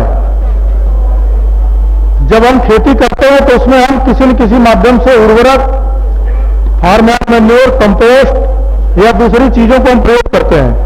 तो अगर आप देखोगे तो उत्पादन के लिए बहुत सारे कारक होते हैं, जिसमें एक तो मौसम मैंने आपको बताया, उसके साथ अच्छी गुणवत्ता का बीज, अच्छी वैरायटी का बीज, समय से बुआई में पौध से पौध के बीच की दूरी, खाद की मात्रा, संतुलित प्रयोग, ये बहुत सारे फैक्टर हैं जो सब बेहतर होते हैं तो उत्पादन आपका बेहतर होता है। तो उसी में से एक जो सबसे महत्वपूर्ण फैक्टर है वो होता है पोषक तत्व प्रबंधन, कि हम खेती में पोषक तत्वों का प्रबंधन कैसे करें। अभी कई सारी चर्चा चल रही थी, मैं बीच में बैठा था, कुछ किसान भाई प्राकृतिक खेती की बात कर रहे थे, ऑर्गेनिक फार्मिंग की बात कर रहे थे, या कई सारी विधा है खेती की। तो कई बार हम क्या होता है कि हम आपस में उस बहस में पड़ जाते हैं कि प्राकृतिक ठीक है कि ऑर्गेनिक ठीक है कि ये नहीं ठीक है वो नहीं ठीक है। सारी विधियां ठीक है, किसी विधि में कोई कमी नहीं है। अगर आप असंतुलित तरीके से किसी विधि को अपनाओगे तो उसके नुकसान होते हैं। तो ये बिल्कुल ऐसा नहीं है कि रासायनिक खाद या रासायनिक जो दवाइयां होती हैं वो पूरी तरीके से बेकार हैं, ऐसा नहीं है। समस्या तो उसके साथ आती है कि जब आवश्यकता नहीं है तब हम उसका प्रयोग करते हैं या आवश्यकता से अधिक उसका प्रयोग करते हैं। जहां पे जीवन बचाने की बात आती है तो हम हॉस्पिटल में चले जाते हैं, फिर हम नहीं देखते हैं कि हम आयुर्वेदिक का योगा करके ठीक हो जाएंगे। वो जरूरी है, प्रिवेंशन के लिए बहुत जरूरी है। बट अगर कोई इस तरह की आवश्यक चीजें आ रही हैं, आपकी फसल में कोई कीड़ा या कोई बीमारी बहुत तेजी से कवर कर रही है, तो रसायन के प्रयोग से ही उसको रोका जा सकता है, दूसरा उसका उपाय नहीं है। लेकिन कैसी विधि का प्रयोग करें खेती में कि ज्यादा इंसेक्ट और ज्यादा कीड़े और ज्यादा इस तरह की समस्या ना आए, उसको लेकर कई विधियां बताई गई हैं। जैसे कुछ किसान भाई प्राकृतिक खेती करते हैं। प्राकृतिक खेती में क्या है कि हम उस प्राकृतिक विधियों का, उस नियमों का पालन करते हैं। जैसे हम मान के चलते हैं कि हमारी जो शरीर है वो अपने आप रिपेयर करती है, तो अगर हम उचित तरीके से अपने शरीर का देखभाल करें तो हमें कोई बीमारी नहीं होगी और वो स्वतः रिपेयर करेगी। ऐसे ही खेती के अंदर ये बताया गया है कि जितने भी आवश्यक पोषक तत्व हैं वो सब मृदा के अंदर हैं और उनको बनाए रखने के लिए हम खेती की किस विधा को अपनाएं जहां पर रसायन का प्रयोग जीरो करते हुए हम उत्पादन ले सकें। तो जो किसान भाई इस विधा को अपनाते हैं वो उसको कर सकते हैं, उसमें कोई समस्या नहीं है। उत्पादन के स्तर पर थोड़ी सी कमी आती है, ऐसा देखा गया है, लेकिन जहां पर उत्पादन बहुत बड़ी चीज ना हो, एक सामान्य उत्पादन आप ले सकें और मार्केट की समझ आपको हो कि उस उत्पाद को हम मार्केट में औरों से अलग तरीके से बेच सकें, अलग मार्केटिंग लाइन पे जा सकें, तो ये विधि बहुत सही होती है, इसमें कोई समस्या नहीं है। ऑर्गेनिक फार्मिंग भी उसी से मिलता जुलता शब्द है। ऑर्गेनिक फार्मिंग और नेचुरल फार्मिंग में बहुत थोड़ा सा अंतर है। ऑर्गेनिक फार्मिंग कहती है कि रसायन मुक्त खेती, रसायन के अलावा कोई भी चीज आप खेती में यूज करते हैं, प्रयोग करते हैं, तो ऑर्गेनिक फार्मिंग है। अगर आप बायो फर्टिलाइजर, राइजोबियम, एजोटोबैक्टर इस तरह की चीजों को खरीद करके अपनी खेती में यूज करते हैं, वर्मी कंपोस्ट ला करके बाजार से या एफआईएम कहीं से प्लेसमेंट ला करके आप यूज करते हैं, रसायन यूज नहीं करते हैं, तो ये ऑर्गेनिक फार्मिंग है। नेचुरल फार्मिंग कहते हैं कि बाजार नहीं जाना है, बायो फर्टिलाइजर प्रयोग नहीं करना है खेती में। वो कहते हैं जो बीजामृत एक उनका प्रिपरेशन है, कॉम्बिनेशन है, उसको अगर आप बनाते हैं तो उसके अंदर गाय का गोबर एक बायो फर्टिलाइजर का रूप है, उसके अंदर बहुत सारे जीवित जीवाणु होते हैं, फायदेमंद जीवाणु होते हैं। उसको हम बेसन के साथ, बेसन क्या होता है, नाइट्रोजन होता है, उसके अंदर प्रोटीन होता है जो उसका भोजन होता है, मिला देते हैं। उसके अंदर गुड़ मिलाते हैं जो कार्बोहाइड्रेट्स होता है, वो उस जीवाणुओं का भोजन होता है। इन सारी चीजों को मिला करके यथा समय उसको रखते हैं। बहुत सारे किसान भाई जो मुझसे बेहतर तरीके से जानते हैं कैसे बनता है, तो वो प्रिपरेशन बनाने के बाद जब हम खेत में डालते हैं तो जो बायो फर्टिलाइजर हम ऑर्गेनिक फार्मिंग में मार्केट से लाते थे वो बायो फर्टिलाइजर आपने ऑलरेडी उसके अंदर ऐड कर दिया। मकसद सिर्फ इतना है कि जो पौधा, जो फसल हम ग्रो कर रहे हैं उसको संतुलित मात्रा में पोषक तत्वों का मिलना जारी रखे, तो वो भी कर सकते हैं, उसमें कोई दिक्कत नहीं है। एक विधि आती है जिसको हम बोलते हैं संतुलित पोषक तत्व प्रबंधन, जिसको अंग्रेजी में कहते हैं कि INM, इंटीग्रेटेड न्यूट्रिएंट मैनेजमेंट। सो इंटीग्रेटेड न्यूट्रिएंट मैनेजमेंट क्या कहती है कि जितने भी पोषक तत्वों के स्रोत हैं, फार्म मैन्योर के स्रोत हैं, प्रेसमड के स्रोत हैं, ग्रीन मैन्योरिंग है, फर्टिलाइजर है, इन सबको मिला करके कैसे मिलाएंगे, उचित मात्रा में, किसकी कितनी जरूरत है। अगर आप संतुलित मात्रा में प्रयोग करके अपनी उपज को बढ़ा दें और मिट्टी की उर्वरता को मेंटेन करें, उसको हम बोलते हैं इंटीग्रेटेड न्यूट्रिएंट मैनेजमेंट। ये भी एक बेहतर साधन है जिसको हमें करने की जरूरत है। तो थोड़ा सा बैकग्राउंड में जाएंगे कि इन सब चीजों की आवश्यकता क्यों पड़ी। पिछले 15-20 सालों से खेती में लगातार इन पर चर्चाएं हो रही हैं, जगह जगह, चौपाल में, हर जगह, कि आपको ऑर्गेनिक करनी है कि नेचुरल करनी है कि INM करना है कि रासायनिक नहीं करनी है कि करनी है। देश के अंदर जो अन्न का उत्पादन था, जो बहुत बुजुर्ग लोग हैं इसलिए बेहतर तरीके से जानते होंगे, आजादी के बाद इस देश के पास इतना अन्न भंडार नहीं था कि हम अपने देश को की भूख मिटा सकें। अमेरिका से गेहूं लाया जाता था, उस गेहूं के बारे में PR 480 स्कीम है, सभी लोग जानते हैं उस माध्यम से, और कहते हैं कि जो सबसे खराब गुणवत्ता का गेहूं अमेरिका के अंदर होता था वो भारत इंपोर्ट करता था थोड़े सस्ते दर में, वो हमें मिलती थी। तो उत्पादन को बढ़ाने के लिए वैज्ञानिक और सरकार एक साथ मिलकर के योजना बनाए और ये देखा गया कि जो हमारे देश की जो प्रजातियां हैं वो उत्पादन ज्यादा नहीं दे रही हैं। वो प्रजातियां बढ़ती हुई आबादी का जो भोजन है उसको पूरा करने के लिए सफिशिएंट नहीं है।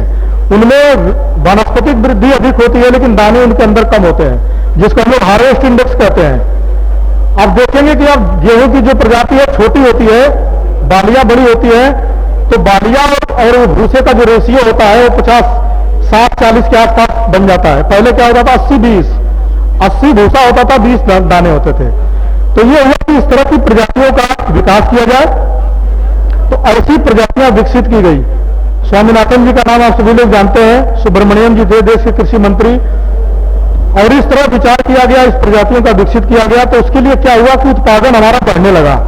अब जो प्रजाति, जो गाय या भैंस ज्यादा दूध देगी उसको ज्यादा भोजन की जरूरत पड़ेगी, स्वाभाविक सी बात है।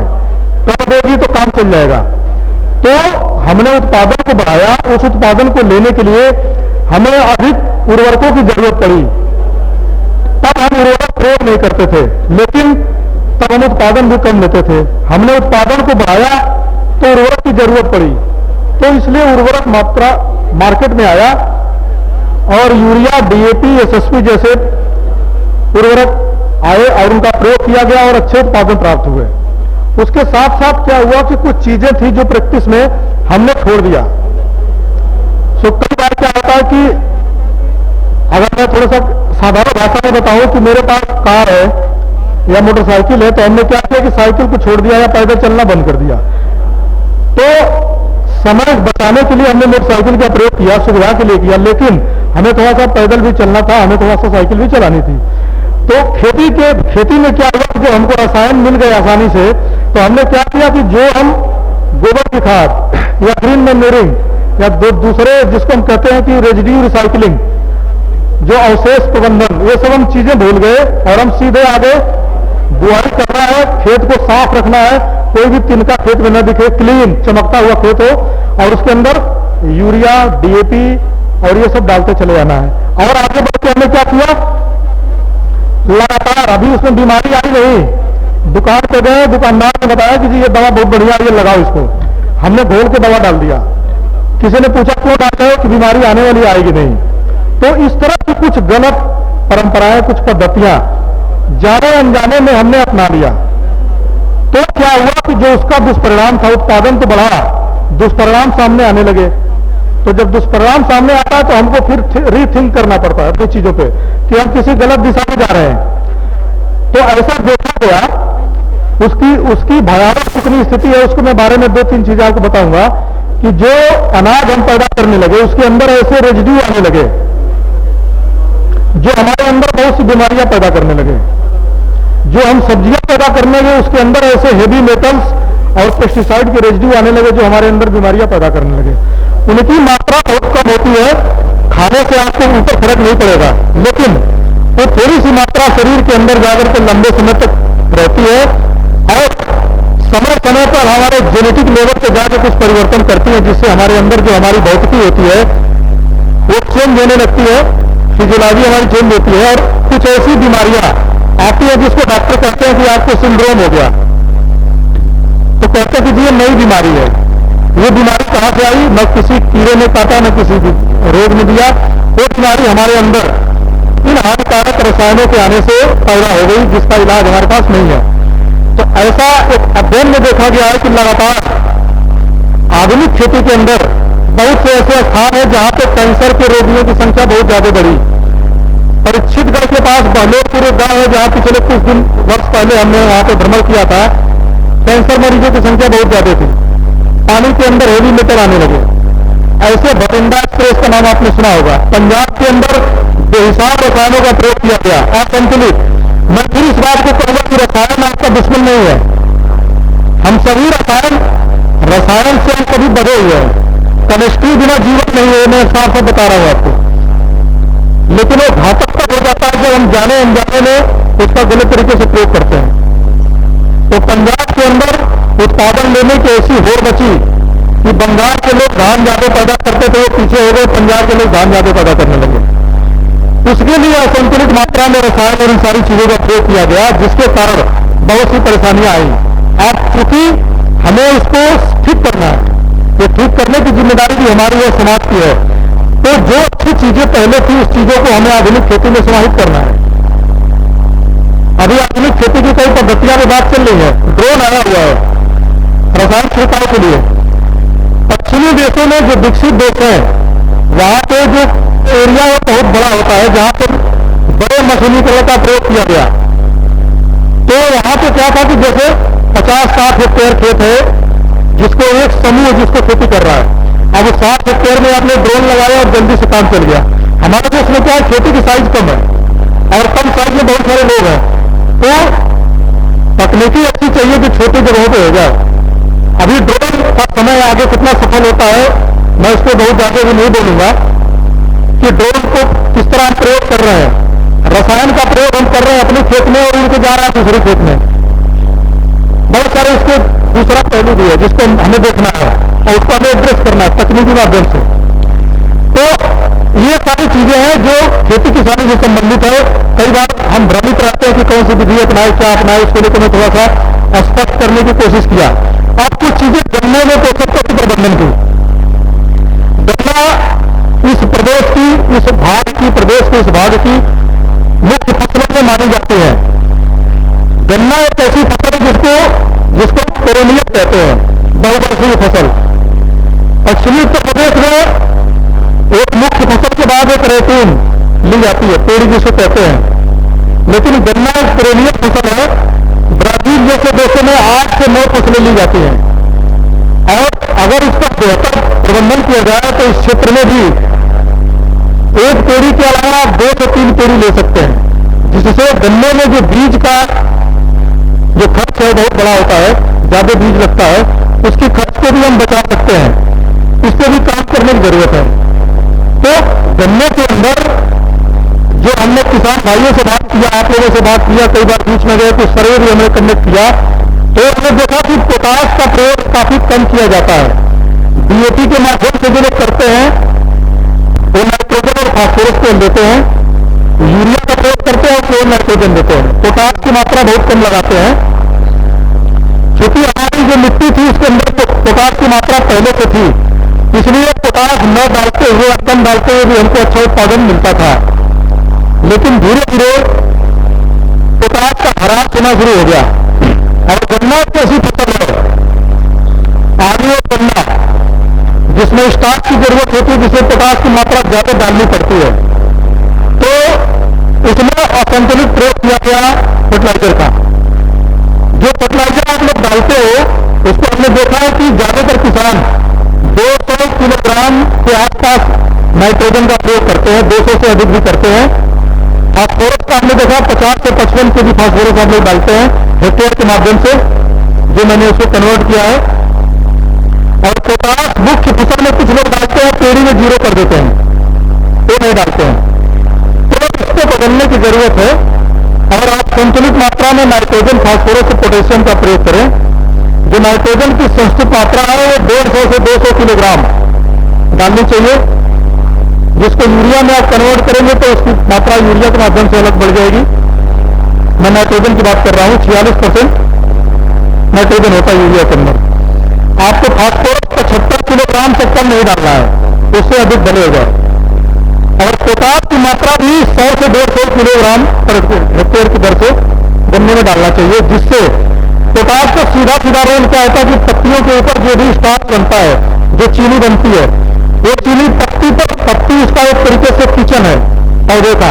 जो भोजनालय होता है वो लीफ होती है, उसमें भोजन बनता है और पौधे के नेचर के हिसाब से भोजन शिफ्ट होता है। जैसे आलू में उसके कंद में चला जाएगा, गन्ने में उसके तने में चला जाएगा, आप गेहूं उगाते हैं तो उसके दाने में चला जाएगा। अब ये जो भोजन बन रहा है उस भोजन को पहुंचाने का काम पोटाश करता है। तो जितनी भी स्टार्च वाली फसलें हैं जिसमें गन्ना मुख्य है, आलू मुख्य है, इन फसलों में अगर पोटाश की मात्रा नहीं पड़ेगी, कमी होगी, तो आपकी गुणवत्ता प्रभावित होगी। पोटाश पौधों की गुणवत्ता को बहुत अधिक प्रभावित करता है, उसको डालने की जरूरत है। पौधों के अंदर जो बीमारियां आती है उस बीमारियों को भी रोकता है, वो मजबूत बनाता है, तो पोटाश जरूर डालें। इसके साथ साथ सल्फर, बोरान और जिंक इन तत्वों की भी कमी इस क्षेत्र में देखी गई है। तो 40 किलोग्राम सल्फर की मात्रा भी प्रति हेक्टेयर की दर से डालना जरूरी है। कुछ ऐसे भी तत्व मार्केट के अंदर कुछ ऐसे फार्मुलेशन आए हैं, जैसे पानी हेलाइट करके एक फर्टिलाइजर आया हुआ, अभी कुछ कंपनियां उसको बेच रही हैं। आने वाले समय में वो इसके के माध्यम से उपलब्ध होगा बाजार के अंदर, जिसके अंदर कैल्शियम, मैग्नीशियम, सल्फर और पोटाश चारों चीजें हैं। तो इसका भी प्रयोग हम लोग कर रहे हैं, उससे भी अच्छे परिणाम मिल रहे हैं। तो कहने का तात्पर्य है कि अगर हम संतुलित मात्रा में किसी चीज का प्रयोग नहीं करेंगे, असंतुलित करेंगे, नाइट्रोजन ज्यादा कर देंगे, बाकी कम हो जाएंगे, तो उससे क्या होगा कि हमारी उपज प्रभावित होगी, साथ ही साथ पैसा भी ज्यादा लगेगा, खर्चा भी हमारा ज्यादा लगेगा, और साथ ही साथ जो मृदा की उर्वरता है वो भी प्रभावित होगी। तो ये 3-4 मुख्य चीजें गन्ने के बारे में मुझे कहना था कि संतुलित पोषक तत्वों का प्रबंध करें। आवश्यक हो तो 10 से 15 टन पर हेक्टेयर अगर गोबर की खाद है तो उसको डालें। अगर प्रेसमेंट उपलब्ध है तो 4-5 टन प्रेसमेंट भी डाल सकते हैं। गोबर की खाद नहीं है तो प्रेसमेंट डालें, लेकिन सिर्फ उर्वरकों के भरोसे न रहें।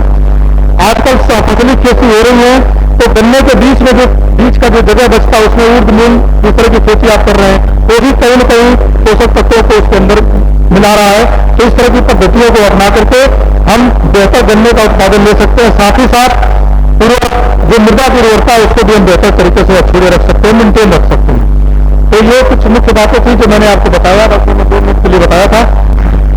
धन्यवाद सर। तो जैसे कि मैंने आपको बोला था कि सर की जो बात आपको गौर से सुनना है, और सर आपसे एक सवाल पूछेंगे, जो भी सही जवाब देंगे उनको कुछ इनाम दिया जाएगा। आपको हाथ खड़ा करना है, आपके पास माइक आएगा।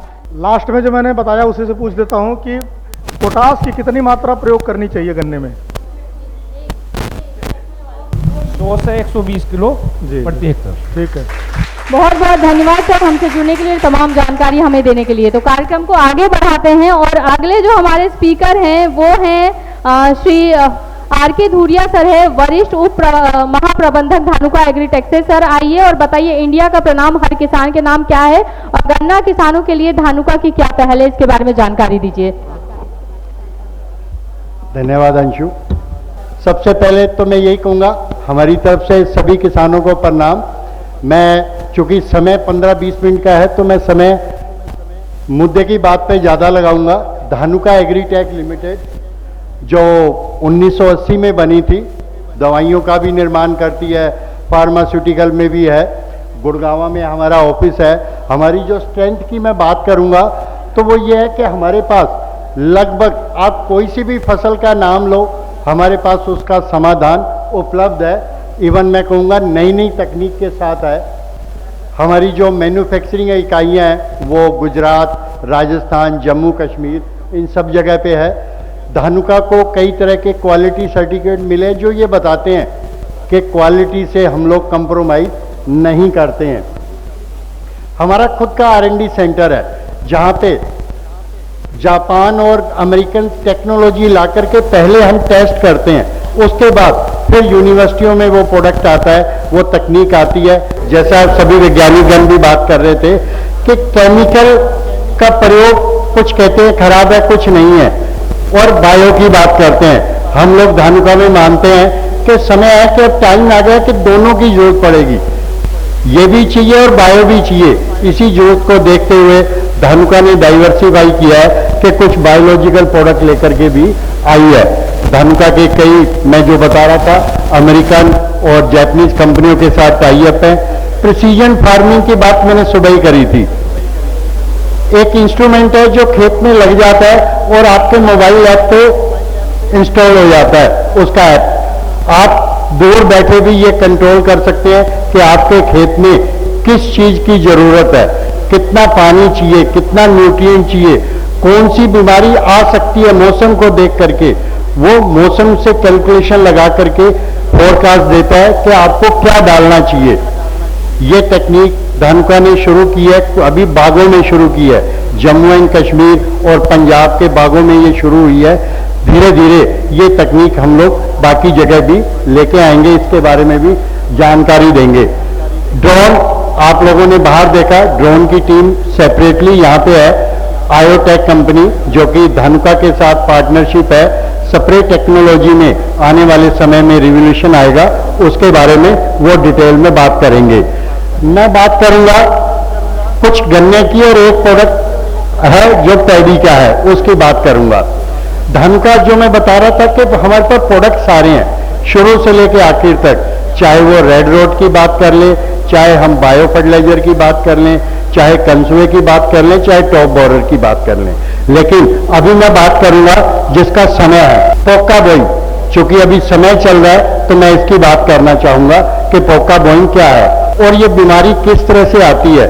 आप लोग अभी भी खेत में देखोगे तो गन्ने की पत्तियां हल्की पीली पड़ती हैं, सलवट पड़ने लगती है, जैसे बेडशीट के ऊपर सलवट पड़ जाती है और उत्पादन ड्रास्टिकली गिर जाता है। इसकी 3 स्टेज होती हैं अलग अलग। इनके कंट्रोल के लिए अलग अलग प्रोडक्ट के ट्रायल लगे थे, तो वैज्ञानिकों ने ये निष्कर्ष निकाला है कि कोनिका, जो कि एक जैपनीज टेक्नोलॉजी है, ब्लू ट्रायंगल केमिस्ट्री है, जो गन्ने के लिए, वातावरण के लिए, स्प्रे करने वालों के लिए सुरक्षित है।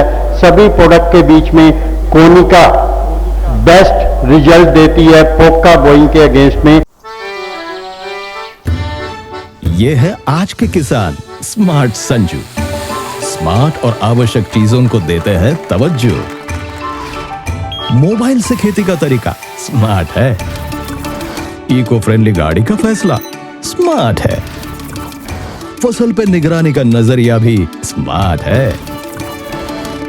स्मार्टली करते हर छोटी बड़ी चीज, यंत्र उपकरण भी सारे ही स्मार्ट है।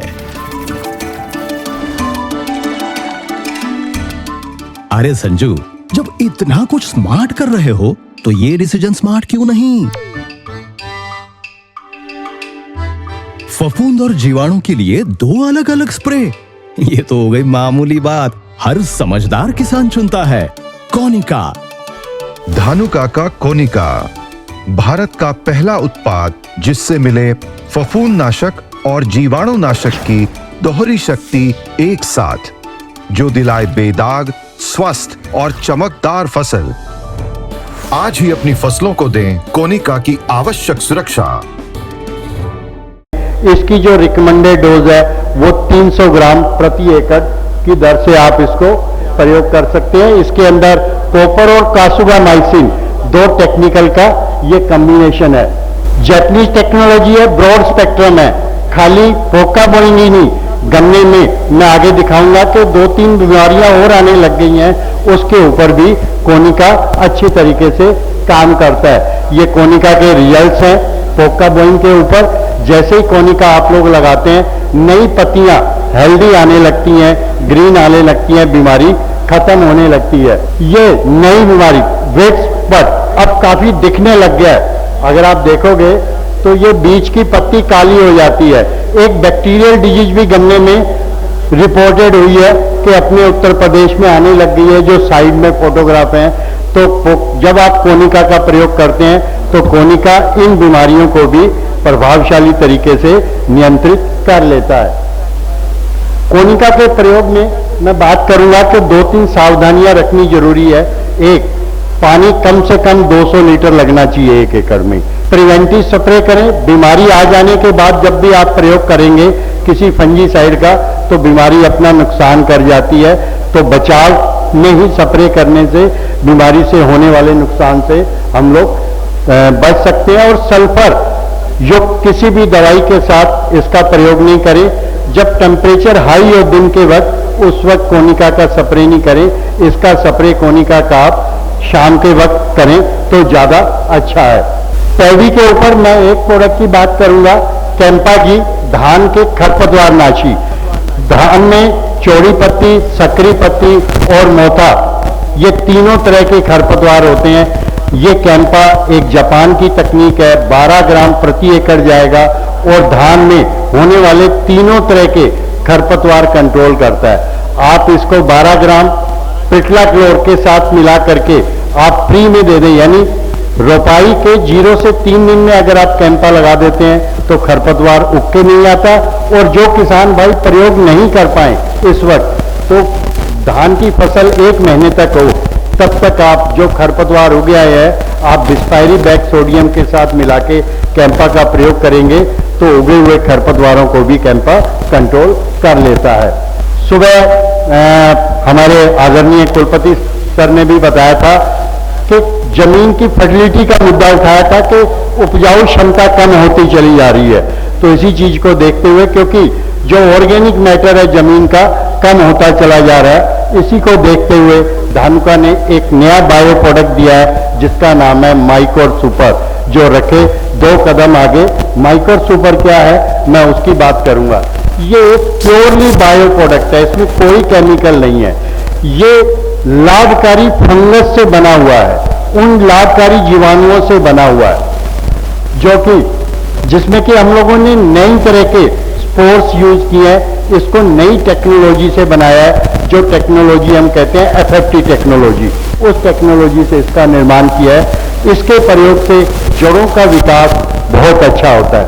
आपको और हम सहमत होंगे कि जैसे इस मकान की, ये होल की अगर नींव मजबूत है तो होल की मजबूती भी है, इसी तरह से हर फसल की मजबूती निर्भर करती है उसकी जड़ों के ऊपर। अगर जड़ों का विकास अच्छा है, और जड़ों से ही चूंकि सारा भोजन पौधा लेता है, तो माइकोर सुपर जैसे ही आप खेत में डालते हैं तो जड़ों का विकास रोबस्ट कर देता है, बढ़ा देता है। जैसे ही माइकोर सुपर का एप्लीकेशन खेत में होता है, अप्लाई करते हैं आप लोग, तो जड़ों का विकास होगा। पौधा जमीन से फर्टिलाइजर, नमी अच्छी तरीके से ले पाएगा, क्योंकि जितना भी फर्टिलाइजर देते हैं हम ब्रॉडकास्टिंग तरीके से देते हैं, छिट्टा लगा के। मैं यहाँ हूं और भोजन की थाली वहां रो में रखी हो तो मैं खा नहीं सकता हूं, लेकिन माइकोर सुपर जड़ों का विकास 10-12 गुना ज्यादा तक कर देता है, तो दूर दूर पड़ा हुआ फर्टिलाइजर भी पौधा ले पाता है, जिसकी वजह से पौधे की विकास अच्छा होता है और उत्पादन भी अच्छा आता है। माइकोर सुपर हम फर्टिलाइजर कंट्रोल ऑर्डर के हिसाब से बनाते हैं, जो भारत सरकार की गाइडलाइन है। 1 ग्राम माइकोराइजा में 60 जीवाणु होने चाहिए, ये भारत सरकार की गाइडलाइन है। लेकिन धानुका इसमें भी 300 के लगभग स्पोर्स डाल के देती है, जब ये खेत में जाए तो ज्यादा बेहतर तरीके से काम कर सके। इसकी जो रिकमेंडेड मात्रा है, गन्ना और आलू में 8 किलो प्रति एकड़ जाएगा, और बाकी सब फसलों में आप 4 किलो प्रति एकड़।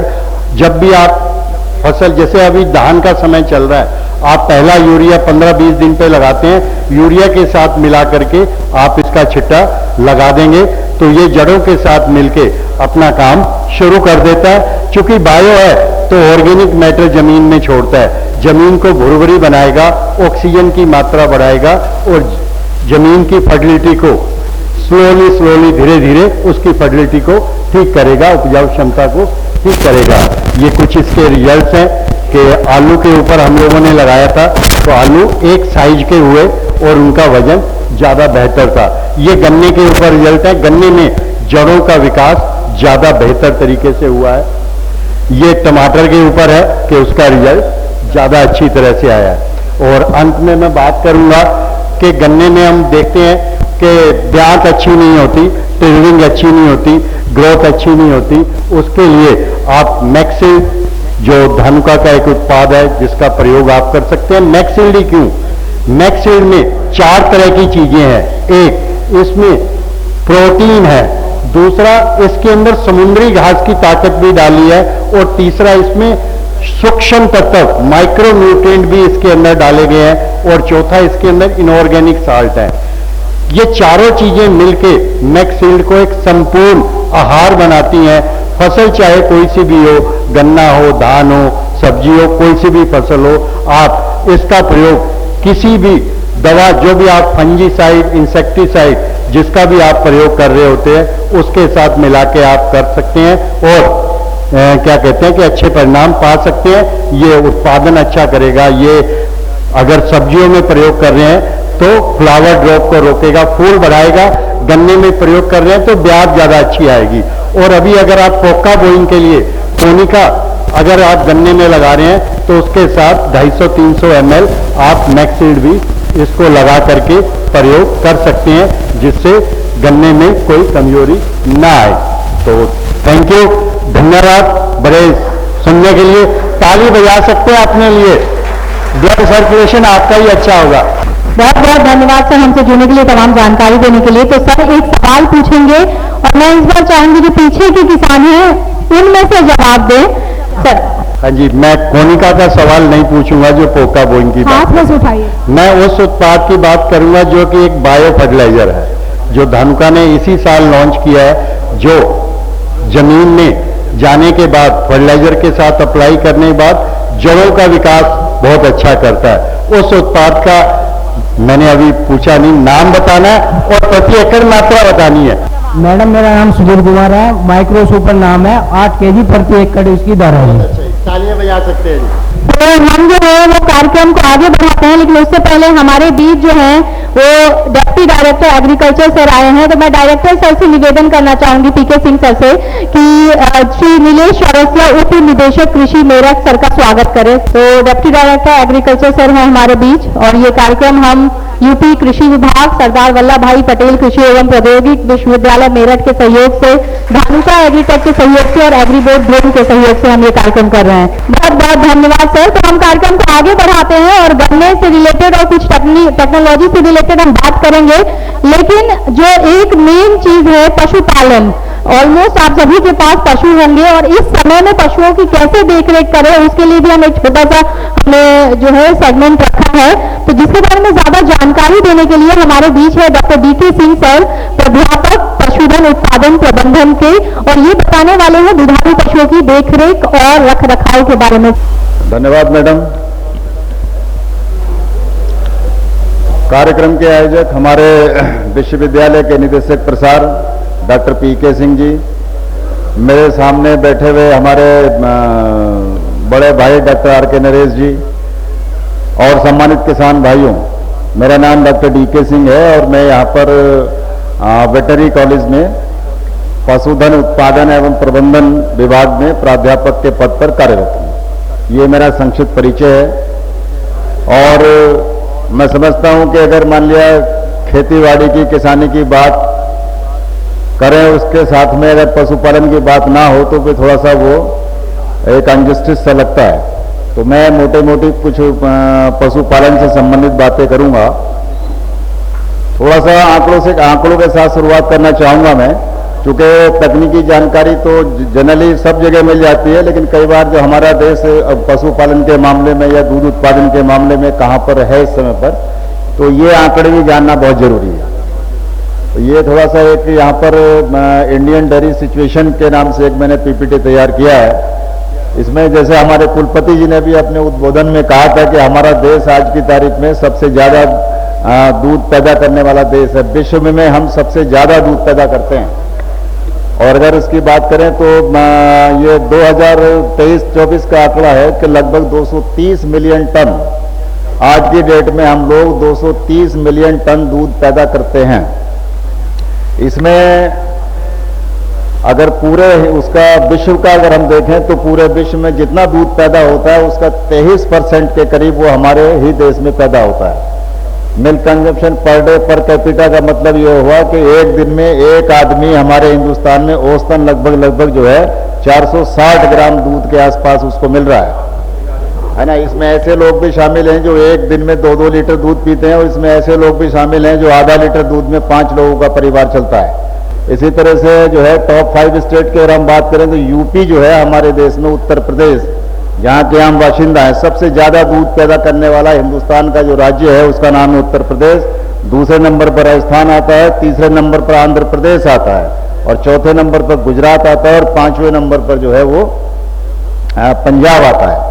तो ये हमारे लिए कहीं ना कहीं फख्र की बात है कि हम लोग जिस राज्य में रहते हैं, जिस राज्य से हम संबंधित है, वो राज्य आज की तारीख में सबसे ज्यादा दूध पैदा करता है। इसी तरह से शेयर ऑफ स्टेट यूपी का जो कंट्रीब्यूशन है टोटल इंडिया के मिल्क प्रोडक्शन में, जितना दूध हमारे देश में पैदा होता है, तो हमारे जो राज्य का जो उसमें भागीदारी है, हिस्सेदारी है, वो लगभग 18% की है। इसी तरह से जो highest per capita milk ability की बात करें तो पंजाब और हरियाणा में हमारे ये नेशनल डाटा जो है वो 459 का है, लेकिन अगर पंजाब हरियाणा में देखें तो वहाँ के जो लोग हैं और जितना दूध उनके राज्यों में पैदा होता है उसके बेसिस पे गुणा भाग करेंगे तो वो सबसे ज़्यादा दूध मिलता है आपको पंजाब और हरियाणा में। इसी तरह से एनुअल ग्रोथ रेट की बात करें तो ये लगभग 6.2% के आसपास है। टोटल जितना भी दूध पैदा होता है उसमें लगभग 52% हिस्सेदारी जो होती है वो होती है भैंस के दूध की, और 48% के आसपास जो भागीदारी है वो होती है गाय के दूध की, है ना। ये बड़े इंपॉर्टेंट डाटा है। इसी तरह से जो है शेयर ऑफ ये टॉप 5 कंट्रीज की अगर हम बात करते हैं तो सबसे ज़्यादा दूध पैदा करने वाला देश हमारा देश है इंडिया, उसके बाद में अमेरिका आता है, फिर चाइना है, पाकिस्तान एंड ब्राज़ील। तो ये इस तरह से वर्ल्ड ऑर्डर डिसाइड किया गया। इसी तरह से लाइव स्टॉक सेक्टर में के जो भागीदारी है टोटल उसमें जीडीपी में ग्रॉस डोमेस्टिक प्रोडक्ट यानी कि भारतीय शकल उत्पाद, उसकी अगर हम बात करते हैं तो जो हमारा ये लाइव स्टॉक सेक्टर है ये करीब करीब ये इससे आपको 4.11% का शेयर है और एग्रीकल्चर जीडीपी में इसका लगभग 26% के आसपास शेयर आता है। तो मैं यहाँ थोड़ा सा 2-3 बातें ये बताना चाहूँगा कि ये हमारे लिए हम बड़ा फक्र महसूस करते हैं कि भाई हम पूरे विश्व में सबसे ज़्यादा दूध पैदा करते हैं। लेकिन दूसरा एक पहलू और ये भी है कि दूध पैदा करने के साथ साथ में हमारे यहाँ दुधारू पशुओं की संख्या भी सबसे ज़्यादा है ना। जो प्रति पशु प्रति ब्यात जितना दूध मिलना चाहिए उसमें हम काफ़ी पीछे हैं, है ना। यानी कि प्रति पशु जो उत्पादकता है उसमें हम काफ़ी पीछे हैं। और सबसे ज़्यादा दूध पैदा होने का रीज़न या कारण ये है कि चूँकि हमारे यहाँ दुधारू पशुओं की संख्या ज़्यादा है। आप अगर फ्रांस है या स्विट्ज़रलैंड है, इसके अलावा और ऑस्ट्रेलिया वगैरह है, अगर यूरोपियन कंट्रीज से आप तुलना करेंगे तो वहाँ पर एक पशु एक ब्यात में लगभग 5-5.5 हज़ार लीटर दूध एक ब्यात में देता है। एक ब्यात को हम लोग लगभग जो है 305 दिन का मानते हैं, है ना। 305 दिन में वहाँ पर पशु कितना दूध दे रहा है? लगभग 5-5.5 हज़ार लीटर। और हमारे यहाँ पर यही फिगर हम देखते हैं तो लगभग ये 1300-1400 लीटर के आसपास। उसके बावजूद भी हम लोग सबसे ज़्यादा दूध पैदा करते हैं। तो इसका कारण मेन ये है कि हमारे यहाँ नंबर ऑफ एनिमल्स यानी कि जो पशुओं की संख्या है वो सबसे ज़्यादा है। इस कारण से हम लोग जो है दूध ज़्यादा पैदा कर रहे हैं, है ना। तो हमें इस पर बहुत ज़्यादा फक्र नहीं करना चाहिए। अब बात ये आती है कि भाई प्रति पशु एक ब्यात में आप ज़्यादा दूध कैसे ले सकते हैं, उस पर हम थोड़ी बात करना चाहेंगे।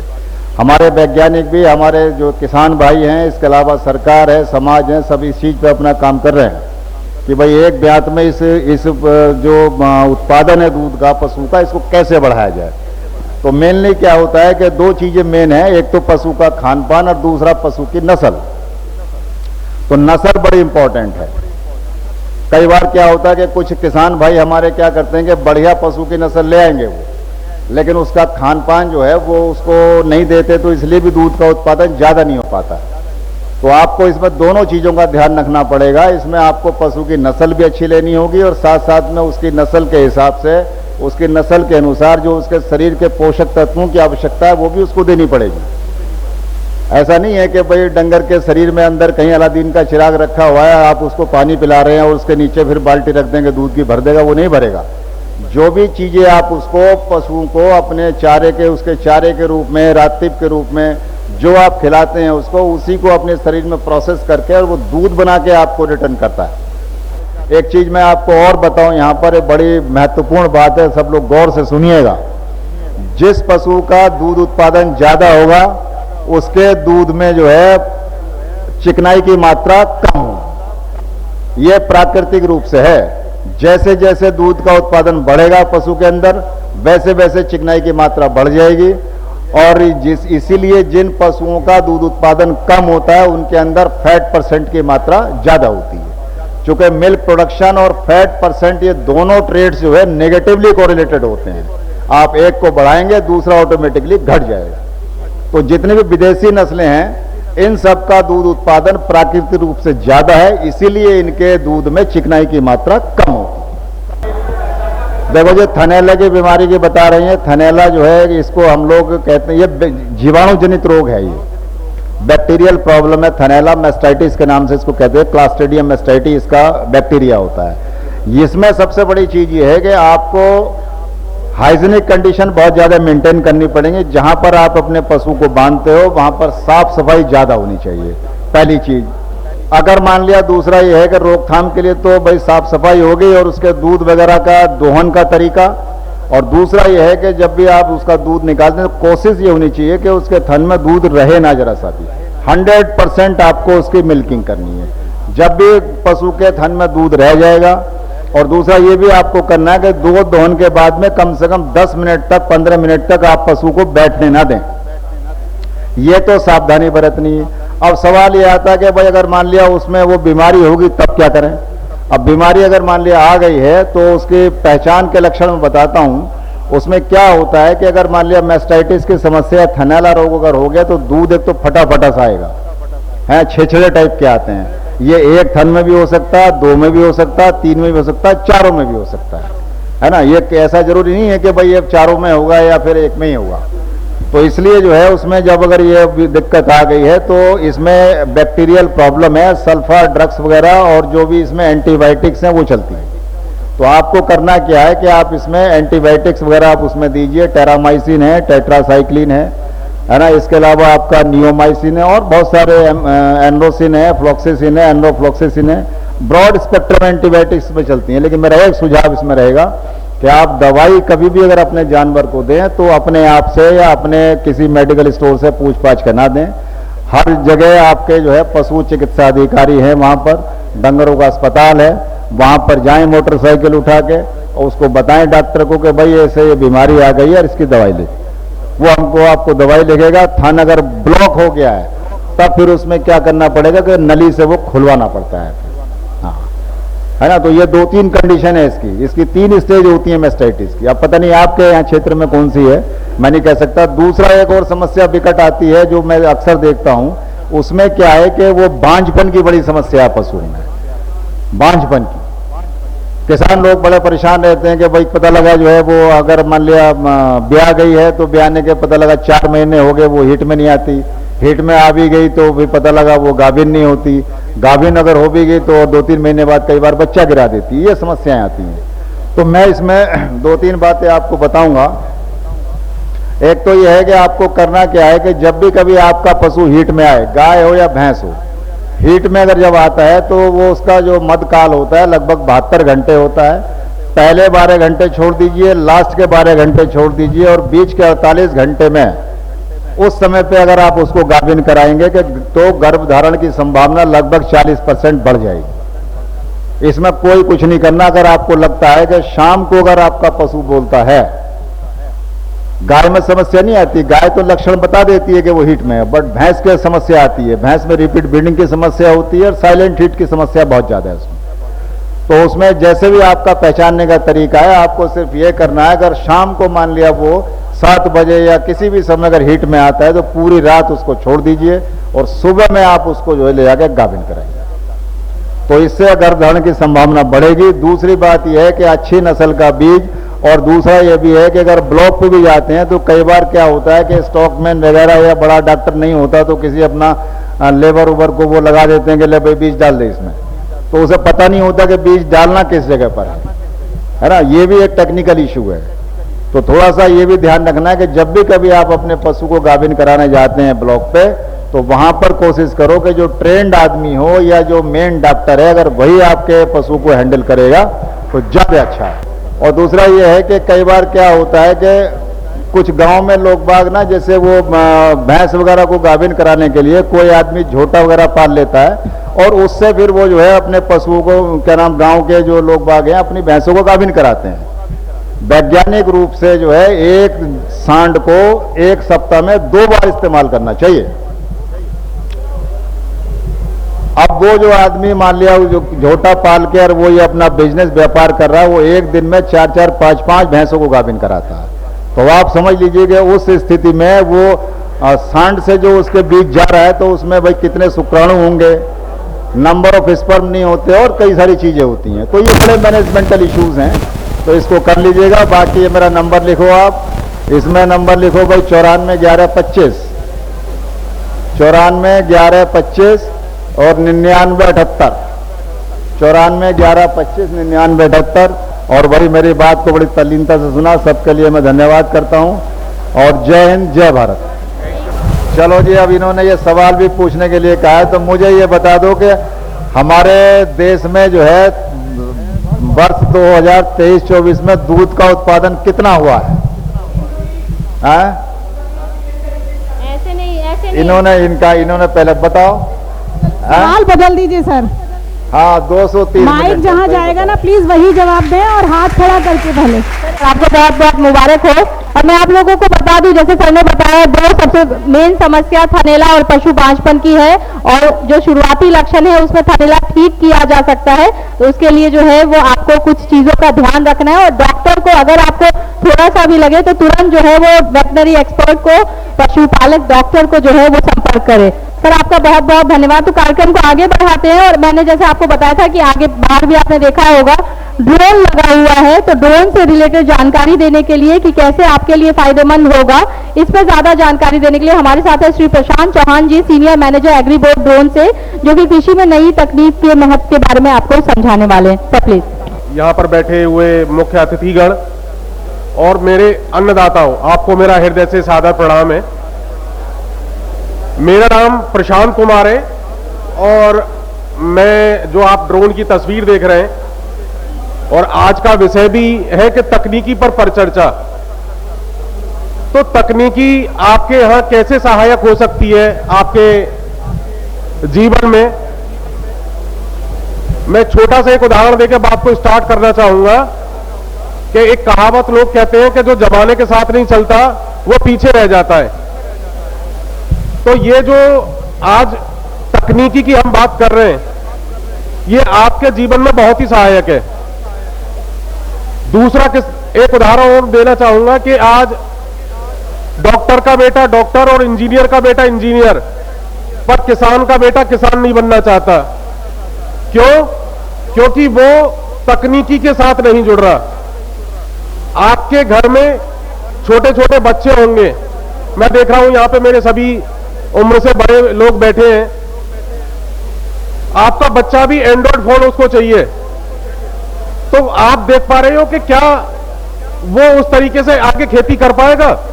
मुझे बड़ा अच्छा लगा, यहां एक बिटिया आई हुई थी शुभांगी चौहान, कि उसने अपने जो पारंपरिक तरीके से उसके पिताजी किसानी करते आ रहे थे और उसने किसानी को आगे बढ़ाया और आपके समक्ष उसने अपनी स्टोरी रखी। तो उसी चीज को लेते हुए इनोवेशन हुआ है ड्रोन का। तो ये ड्रोन कैसे सहायक है आपके जीवन में, कि जैसे कि आज आप अपने क्षेत्र में ट्रैक्टर चलाते हैं या और मशीनरी है, उसी तरीके से ये मशीनरी आपके जीवन में सहायक होगी और आप इसको अपनाकर कैसे प्रिसीजन तकनीकी को अपने जीवन में उतार सकते हैं और ज्यादा लाभ कमा सकते हैं। तो हमारी जो कंपनी है वो गुड़गांव में स्थित है और ये जो ड्रोन बनाया गया वो पूरा total make in India drone है। हम आज की डेट में ड्रोन में एग्री कंपनी है, बायोनियर है। अगर आप कहीं भी देखेंगे, शायद आप एग्रीकल्चर यूनिवर्सिटीज में भी देखें, भारत के किसी भी संस्थान में चले जाएं तो वहां आपको एग्री बोर्ड की प्रेजेंस मिलेगी। हमारा R&D सेंटर है गुड़गांव में, design and development centre Gurgaon में है। हम कोशिश कर रहे हैं कि फार्मर का मैकेनाइजेशन बढ़े, उसकी इनकम बढ़े। वो कैसे बढ़ेगी? आपकी प्रॉब्लम्स भी हैं, जैसा कि कुलपति जी ने बताया था अपने शब्दों के माध्यम से, वो शायद आपको इसमें पिक्चर दिखेगी जो कुलपति साहब ने बताया था अपने शब्दों के माध्यम से। इसमें आपको तस्वीर मिलेगी जो आपकी प्रॉब्लम्स है, वो प्रॉब्लम्स ड्रोन के साथ कैसे सहायक होंगी, उन चीजों को आप एक बार पिक्चर के माध्यम से देखिए। तो आपकी प्रॉब्लम क्या क्या है? जैसे कि मैं मेरठ एरिया या आसपास के ये सभी एरिया का देख रहा हूं कि यहां शुगर केन बेल्ट है। शुगर केन बेल्ट में स्प्रे करना बहुत कठिन हो जाता है, जहां पे बीमारी आती है, आपको टाइम पे लेबर नहीं मिल पाती, टाइम पे आपको लेबर के साथ साथ और बहुत सारे केमिकल्स हैं, केमिकल आपको मिल रहे हैं, इंसेक्टिसाइड पेस्टिसाइड आपको मिल रहे हैं, पर आप उसको स्प्रे नहीं कर पा रहे। दूसरा क्या है, जैसा कि अभी और वरिष्ठ वैज्ञानिक बता रहे थे कि ओवरडोज देने के कारण हमारी क्रॉप को हेल्थ भी खराब हो जाती है। तीसरा, किसान को अपनी MSP चाहिए और मिल या अदर कंपनियों को उत्पादकता ज्यादा चाहिए, तो वहां क्या है, किसान की इनकम लो है। दूसरा जो मैं आप कह रहा हूं आपको कि जैसे शुगर केन है, पैडी है, टाइम पे 3-3, 4-4 आपको स्प्रे करने होते हैं, तो लेबर का शॉर्टेज है, आपको बिहार बंगाल से लेबर मंगानी पड़ती है, आपका टाइम बहुत ज्यादा लगता है। जब आप लेफ्ट चेक या बूम स्प्रेयर से करते हो तो 2.5 से 3 घंटे 1 एकड़ में लगते हैं। जैसा कुलपति जी बता रहे थे कि पानी को बचाना है, तो पानी को हम कैसे बचा सकते हैं? तीसरा, ओवरडोज, केमिकल की ओवरडोज जाने के कारण आपकी फर्टिलिटी कम हो रही है, आपकी सॉइल की फर्टिलिटी कम हो रही है। जैसा भी अभी और वरिष्ठ वैज्ञानिक बता रहे थे कि बठिंडा की कैंसर ट्रेन, यहां कुछ उन्होंने एक गांव बताया, वहां पे कैंसर के लोग पीड़ित हो रहे हैं। तो ये सारी चीज पॉसिबल है ड्रोन में। तो सॉल्यूशन क्या है? Precision agriculture drone. अब ड्रोन क्या करेगा कि नॉर्मली जहां आप गन्ने की खेती में घुस के स्प्रे नहीं कर पाते, वहां आप 2 किलोमीटर दूर तक खड़े होकर स्प्रे कर सकते हैं बड़े से बड़े फील्ड में। तीसरा, जब आपके पौधे में नीचे कीड़ा लग जाता है, केमिकल वहां तक पहुंच नहीं पाता, ऊपर ऊपर रह जाता है, तो ड्रोन क्या करता है कि ड्रोन पूरा प्रिसाइज उसको जैसे आप सावर से। दूसरा, जहां आप पानी 200 से 500 लीटर यूज कर रहे हो, वहां आपको 10 लीटर ही रिक्वायर्ड रहेगा ड्रोन के अंदर। तीसरा, जो इंसेक्टिसाइड पेस्टिसाइड आपकी लीफ के ऊपर नेस्टक बूम स्प्रेयर से नीचे जाके सॉइल में पड़ रहे थे, सॉइल की फर्टिलिटी खराब हो रही है, तो ड्रोन इस तरीके से स्प्रे करता है कि आपकी लीफ के ऊपर ही रहेगा, मिट्टी में नहीं जाएगा, तो आपकी मिट्टी भी सेफ रहेगी। तीसरा, आपको कोई हेल्थ कॉन्शियस नहीं रहेगा क्योंकि इनहेल नहीं हो पाएगी। दूसरा, ड्रोन की 3 पॉइंट पर मैं बात करना चाहूंगा कि इफेक्टिवनेस क्या है। जैसे कि मैंने बताया कि आप शुगर केन में घुस नहीं पाते, या पैडी जब बड़ी हो जाती है तो उसमें सांप बिच्छू काटने के कारण से लेबर वाला उसमें अंदर स्प्रे नहीं कर पाता, तो अनमेस्ड उसमें आपको 7 फीट या बड़े बड़े जो क्रॉप्स हैं, या 4 फीट 5 फीट की जब आपकी धान हो जाती है, तो आप इजीली उसके अंदर स्प्रे कर सकते हो। तीसरा क्या है कि फ्यूचर जो हमारा आने वाला है, आप देख रहे हैं कि नैनो यूरिया, नैनो डीएपी, जितनी भी केमिकल कंपनियां हैं, उनको भी ड्रोन के साथ अपने केमिकल यूज करने पड़ेंगे। तो वो जो टेक्नोलॉजी होगी वो फ्यूचर है यूएलबी। इसका एक सिंपल उदाहरण और दे दूं, क्योंकि ये आपके पास आने वाले हैं। अभी हमारा जो यूरिया है वो यूक्रेन से आ रहा है। यूक्रेन में क्या चल रहा है आपको पता है, गवर्नमेंट को वहां भी नुकसान हो रहा है। दूसरा, जो यूरिया आपको मिल रहा है वो भी सब्सिडी रेट पे मिल रहा है। तो गवर्नमेंट ने सोचा क्यों ना इसको मेक इन इंडिया कॉन्सेप्ट पे जाके इसको तरल पदार्थ में कर दिया जाए। तो जो नैनो यूरिया, नैनो डीएपी या इंसेक्टिसाइड या पेस्टिसाइड है, वो सब ड्रोन से पॉसिबल है। तीसरा, अपॉर्चुनिटी, आपके गांव के लोग, आपके बच्चे पढ़ लिखने के बाद नोएडा, गुड़गांव, दिल्ली में जाके 30-40 हजार रुपए की जॉब करते हैं, ठीक है, और वो क्या बचा पाते हैं आपको पता है। तो गवर्नमेंट का उद्देश्य है कि अगर सारे लोग गांव से चले गए, शहर में बच गए, तो गांव में खेती कौन करेगा। तो गांव में रोजगार उत्पन्न हो, उसके लिए अपॉर्चुनिटी डेवलप होंगी ड्रोन से। कि जैसे आप ट्रैक्टर को किराए पे लेके काम पे करते हो, तो ऐसे ही बंदा एक ड्रोन को लेके खुद एग्री एंटरप्रेन्योर बन सकता है। जैसा कि कुलपति साहब भी बोल रहे थे कि रोजगार के बारे में उन्होंने बोला, तो ये सब पॉसिबिलिटीज तकनीकी को अपनाने से होंगी। बंदा 3 घंटे सुबह काम करे, 3 घंटे शाम को काम करे, 10 से 12 हजार रुपए पर डे कमाएगा। मेरे बीच अभी मैं एक सक्सेस स्टोरी किसान को आपके सामने लेके आऊंगा। मिस्टर हवा सिंह जी, जो करनाल से हैं, स्टेट बैंक ने इनको अपना ब्रांड एम्बेसडर घोषित किया है। 1 साल के अंदर इन्होंने 14, पहले 1 ड्रोन लिया था, फिर 14 ड्रोन लिए। आज ये खुद एग्री एंटरप्रेन्योर है, खुद एक व्यवसायी है। 14 ड्रोन से इन्होंने 37,000 एकड़ करके, ये खुद अपने मुंह से बताएंगे इन्होंने कितना पैसा कमाया है, और आज लोगों को रोजगार दे रहे हैं, ठीक है। तो मैं, क्योंकि मेरी भाषा आपको थोड़ी वैसी समझ में आ रही होगी कि साहब ये ऐसी बातें कर रहे हैं, मैं अपने बीच नॉमिनेट करना चाहूंगा मिस्टर हवा सिंह जी को कि वो बीच में आए और लोगों को किसान की भाषा में समझाए कि कैसे इस तकनीकी को अपना के वो आगे बढ़ सकते हैं। मिस्टर हवा सिंह जी। मेरी सभी आए हुए किसान भाइयों को राम राम। मैं काफ़ी देर से हमारे बीच में मुख्य अतिथि जो कि यूनिवर्सिटी के वीसी थे, और इतना पेशेंस यदि देश में है तो किसान भाइयों में है, अन्यथा किसी में भी नहीं है। और मैं धन्यवाद करूँगा धानुका का और एग्री बोर्ड का, जिन्होंने ये जो पश्चिमी उत्तर प्रदेश का गढ़ माना जाता है, इसमें मेरे जैसे मामूली से किसान, मेरा गांव यहाँ से 120 किलोमीटर चुलकाना धाम पड़ता है, जहाँ पे खाटू जी का शीश का दान हुआ, और मैंने करनाल में 3 जुलाई 2023 को जब ये काम स्टार्ट किया था तो सभी लोग मेरे से कहते थे कि आपने क्या कर लिया ये, क्योंकि मैं देखता था, मैं भी एक किसान परिवार से हूँ, कि जब फार्मर अपने खेत में दवाई छिड़कता है, कुछ लोग तो वहीं खेत में ही मर जाते थे। भारत सरकार का जो आंकड़ा मेरे पास था वो 10 से 12 लाख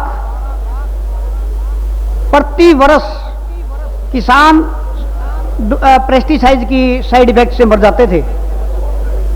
जो मैनुअल ट्रैक्टर से करते हैं, मैनुअल करते हैं, लेकिन जब ये ड्रोन टेक्नोलॉजी भारत सरकार में कृषि साइंटिस्टों ने जो तैयार की, उन्होंने क्या कहा कि किसी भी फार्मर को इसका कोई भी साइड इफेक्ट नहीं है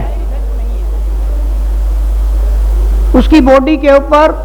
और सबसे बड़ी खुशी आपको जानकर होगी कि जो दवाई हम 1 एकड़ में मारते हैं 10 लीटर पानी से, मतलब मैनुअल में तो 150 से 200 लीटर पानी लगता है, लेकिन 10 लीटर पानी में वही दवाई 2 एकड़ में काम करती है। और जो खेती की जो पैदावार है इसमें किसानों की बढ़ोतरी भी हुई है, क्योंकि कुरुक्षेत्र कैथल का जो एरिया था, फिर मेरे को भारत विकसित यात्रा में मौका मिला बिजनौर से लेकर पूरा सहारनपुर बेल्ट, आपका सहारनपुर, शामली, मुजफ्फरनगर, मेरठ का एरिया मेरा अब तक डेमोस्ट्रेशन और कमर्शियल 37,000 एकड़ अब तक मैं कर चुका हूं 3 जुलाई से लेकर के। और पिछली 12 तारीख को मेरे को SBI ने जो प्रशस्ति पत्र दिया गवर्नर साहब के माध्यम से 37,000 एकड़ का दिया है। और जितनी फास्ट सर्विस एग्रीबोट की, आयोटेक की है, मैंने देखा कि किसी भी कंपनी की इतनी फास्ट सर्विस नहीं है, क्योंकि ये लोग पूरे देश में जितनी भी एग्रीकल्चर यूनिवर्सिटियां हैं सभी के साथ के अंदर इनके ड्रोन हैं और इनकी जो सेवाएं हैं वो इतनी सुपरफास्ट है कि मैं बता नहीं सकता आपको।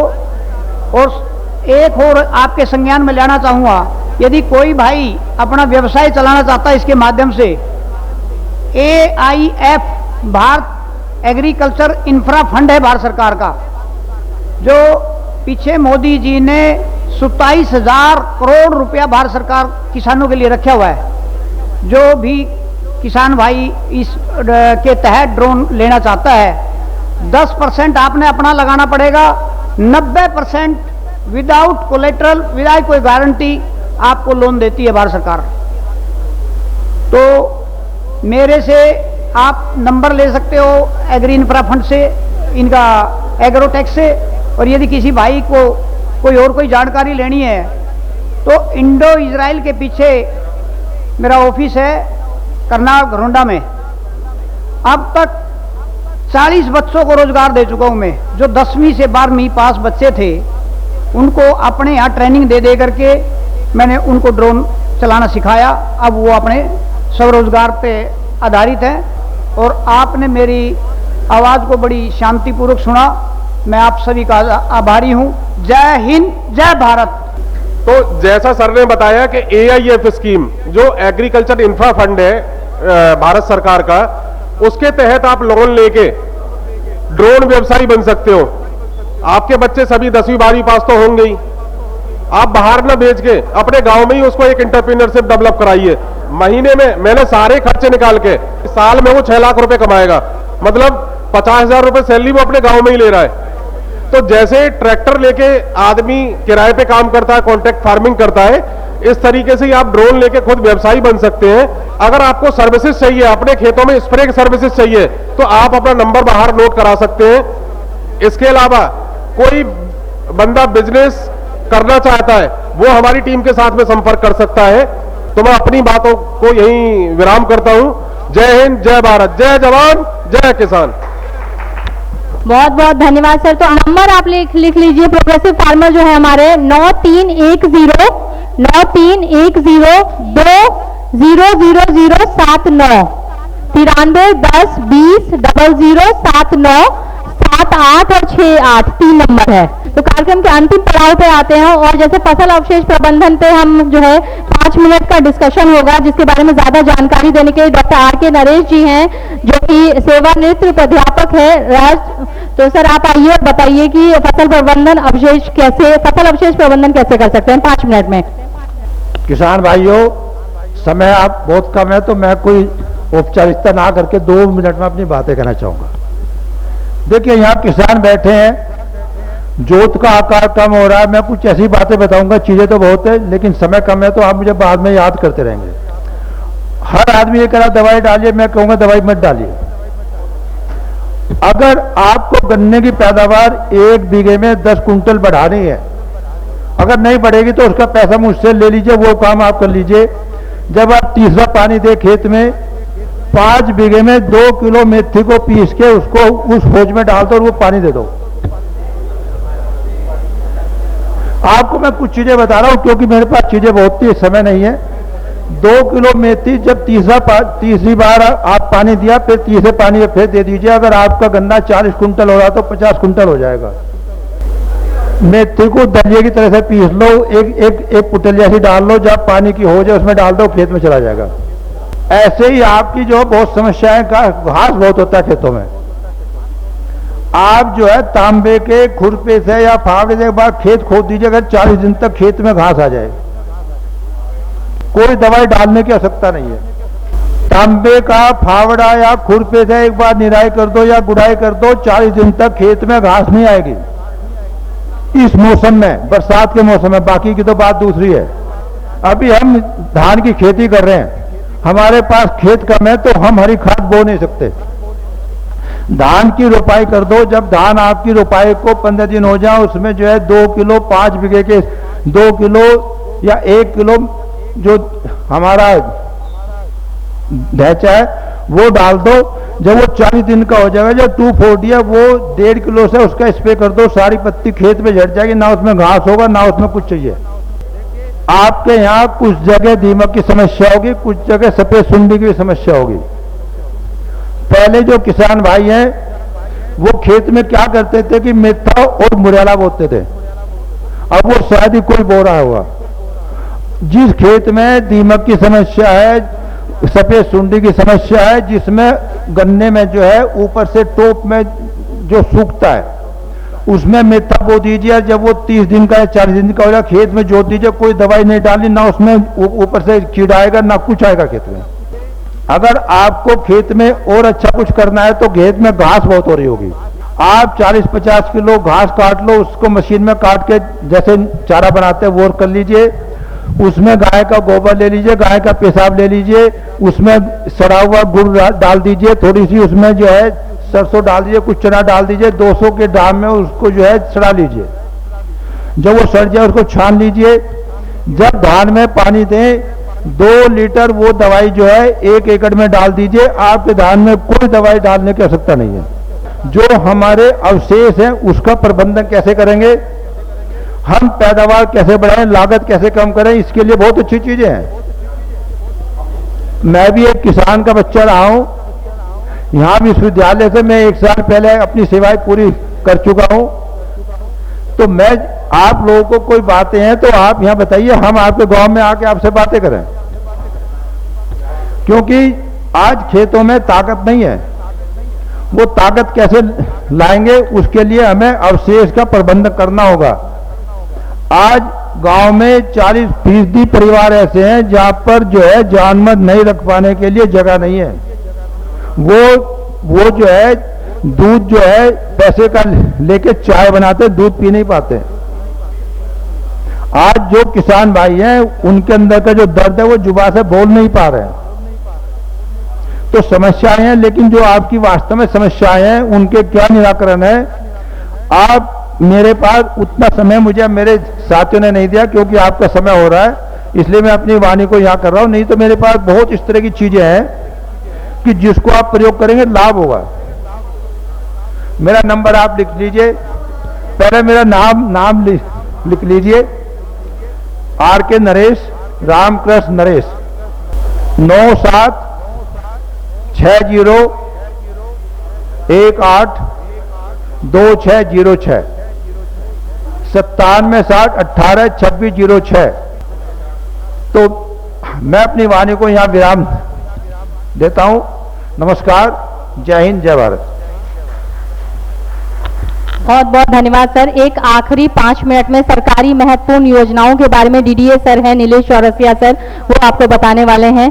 सर प्लीज आइए, कुछ सरकारी योजनाओं के बारे में बताइए। सभी को नमस्कार। बहुत ज़्यादा समय नहीं लूँगा, 5 मिनट का समय लूँगा आप लोगों का। और वैसे तो आप लोग सभी जान रहे हैं कृषि विभाग द्वारा जो योजनाएं संचालित होती हैं उसमें मुख्यतः आप जो भी बीज लेते हैं हमारे गोदाम से उस पर अनुदान मिलता है। और अभी से ये व्यवस्था हुई है कि आपको वहीं पे पॉस मशीन के माध्यम से अनुदान काट के खाली आपको कृषक अंश देना है और आपको बीज मिल जाएगा। इसके अलावा विभिन्न फसलों पे, जैसे जिन फसलों पे सरकार का जोर रहता है, दलहन फसलें हो गई या तिलहन फसलें हो गई या मोटा अनाज सी अन्य जिसको हम लोग कहते हैं, उसके मिनी किट आपको निःशुल्क दिए जाते हैं। हमारे बीज गोदाम में से जाकर आप हमारे कृषि विभाग के क्षेत्रीय कर्मचारी उनसे संपर्क करके निःशुल्क बीज मिनी किट ले सकते हैं। जो भी कृषि रक्षा रसायन है उस पर आपको अनुदान दिया जाता है। इसके अलावा जो आज का चौपाल है, नाम है किसान चौपाल तकनीकी परिचर्चा। तो तकनीकी में देखिए, कृषि में जो हमें कार्य करने के लिए बहुत कम समय मिलता है, तो उसमें कृषि यंत्रों पे हमारे विभाग की तरफ से अनुदान है। 40% सामान्य कृषकों को अनुदान है और 50% अनुसूचित जाति के या लघु एवं सीमांत कृषकों को अनुदान है। सोलर पंप पे भी सरकार 60% अनुदान देती है। 40% किसान देकर सोलर पंप की बुकिंग कराकर अपने खेत में लगा सकते हैं। ये मुख्य हमारे विभाग से जो योजनाएं हैं संचालित है। और एक महत्वपूर्ण सूचना आप लोगों को देना चाहूँगा, जो भी आप लोग यहाँ पे अपने गांव में जाके जरूर बताइएगा। एक फार्मर रजिस्ट्री का कार्य इस समय चल रहा है और जो भी किसान फार्मर रजिस्ट्री मतलब कराना सभी को मैंडेटरी है। और उसमें क्या कर रहे हैं, आपको अपना आधार वेरीफाई करवाना है, किसान से अपने खतौनी को दर्ज कराना है। तो आपकी एक आईडी आपको एक मिल जाएगी। और पीएम किसान सम्मान निधि जो 19वीं किस्त है वो उन्हीं किसानों को मिलेगी जिनकी फार्मर रजिस्ट्री आईडी बनी रहेगी।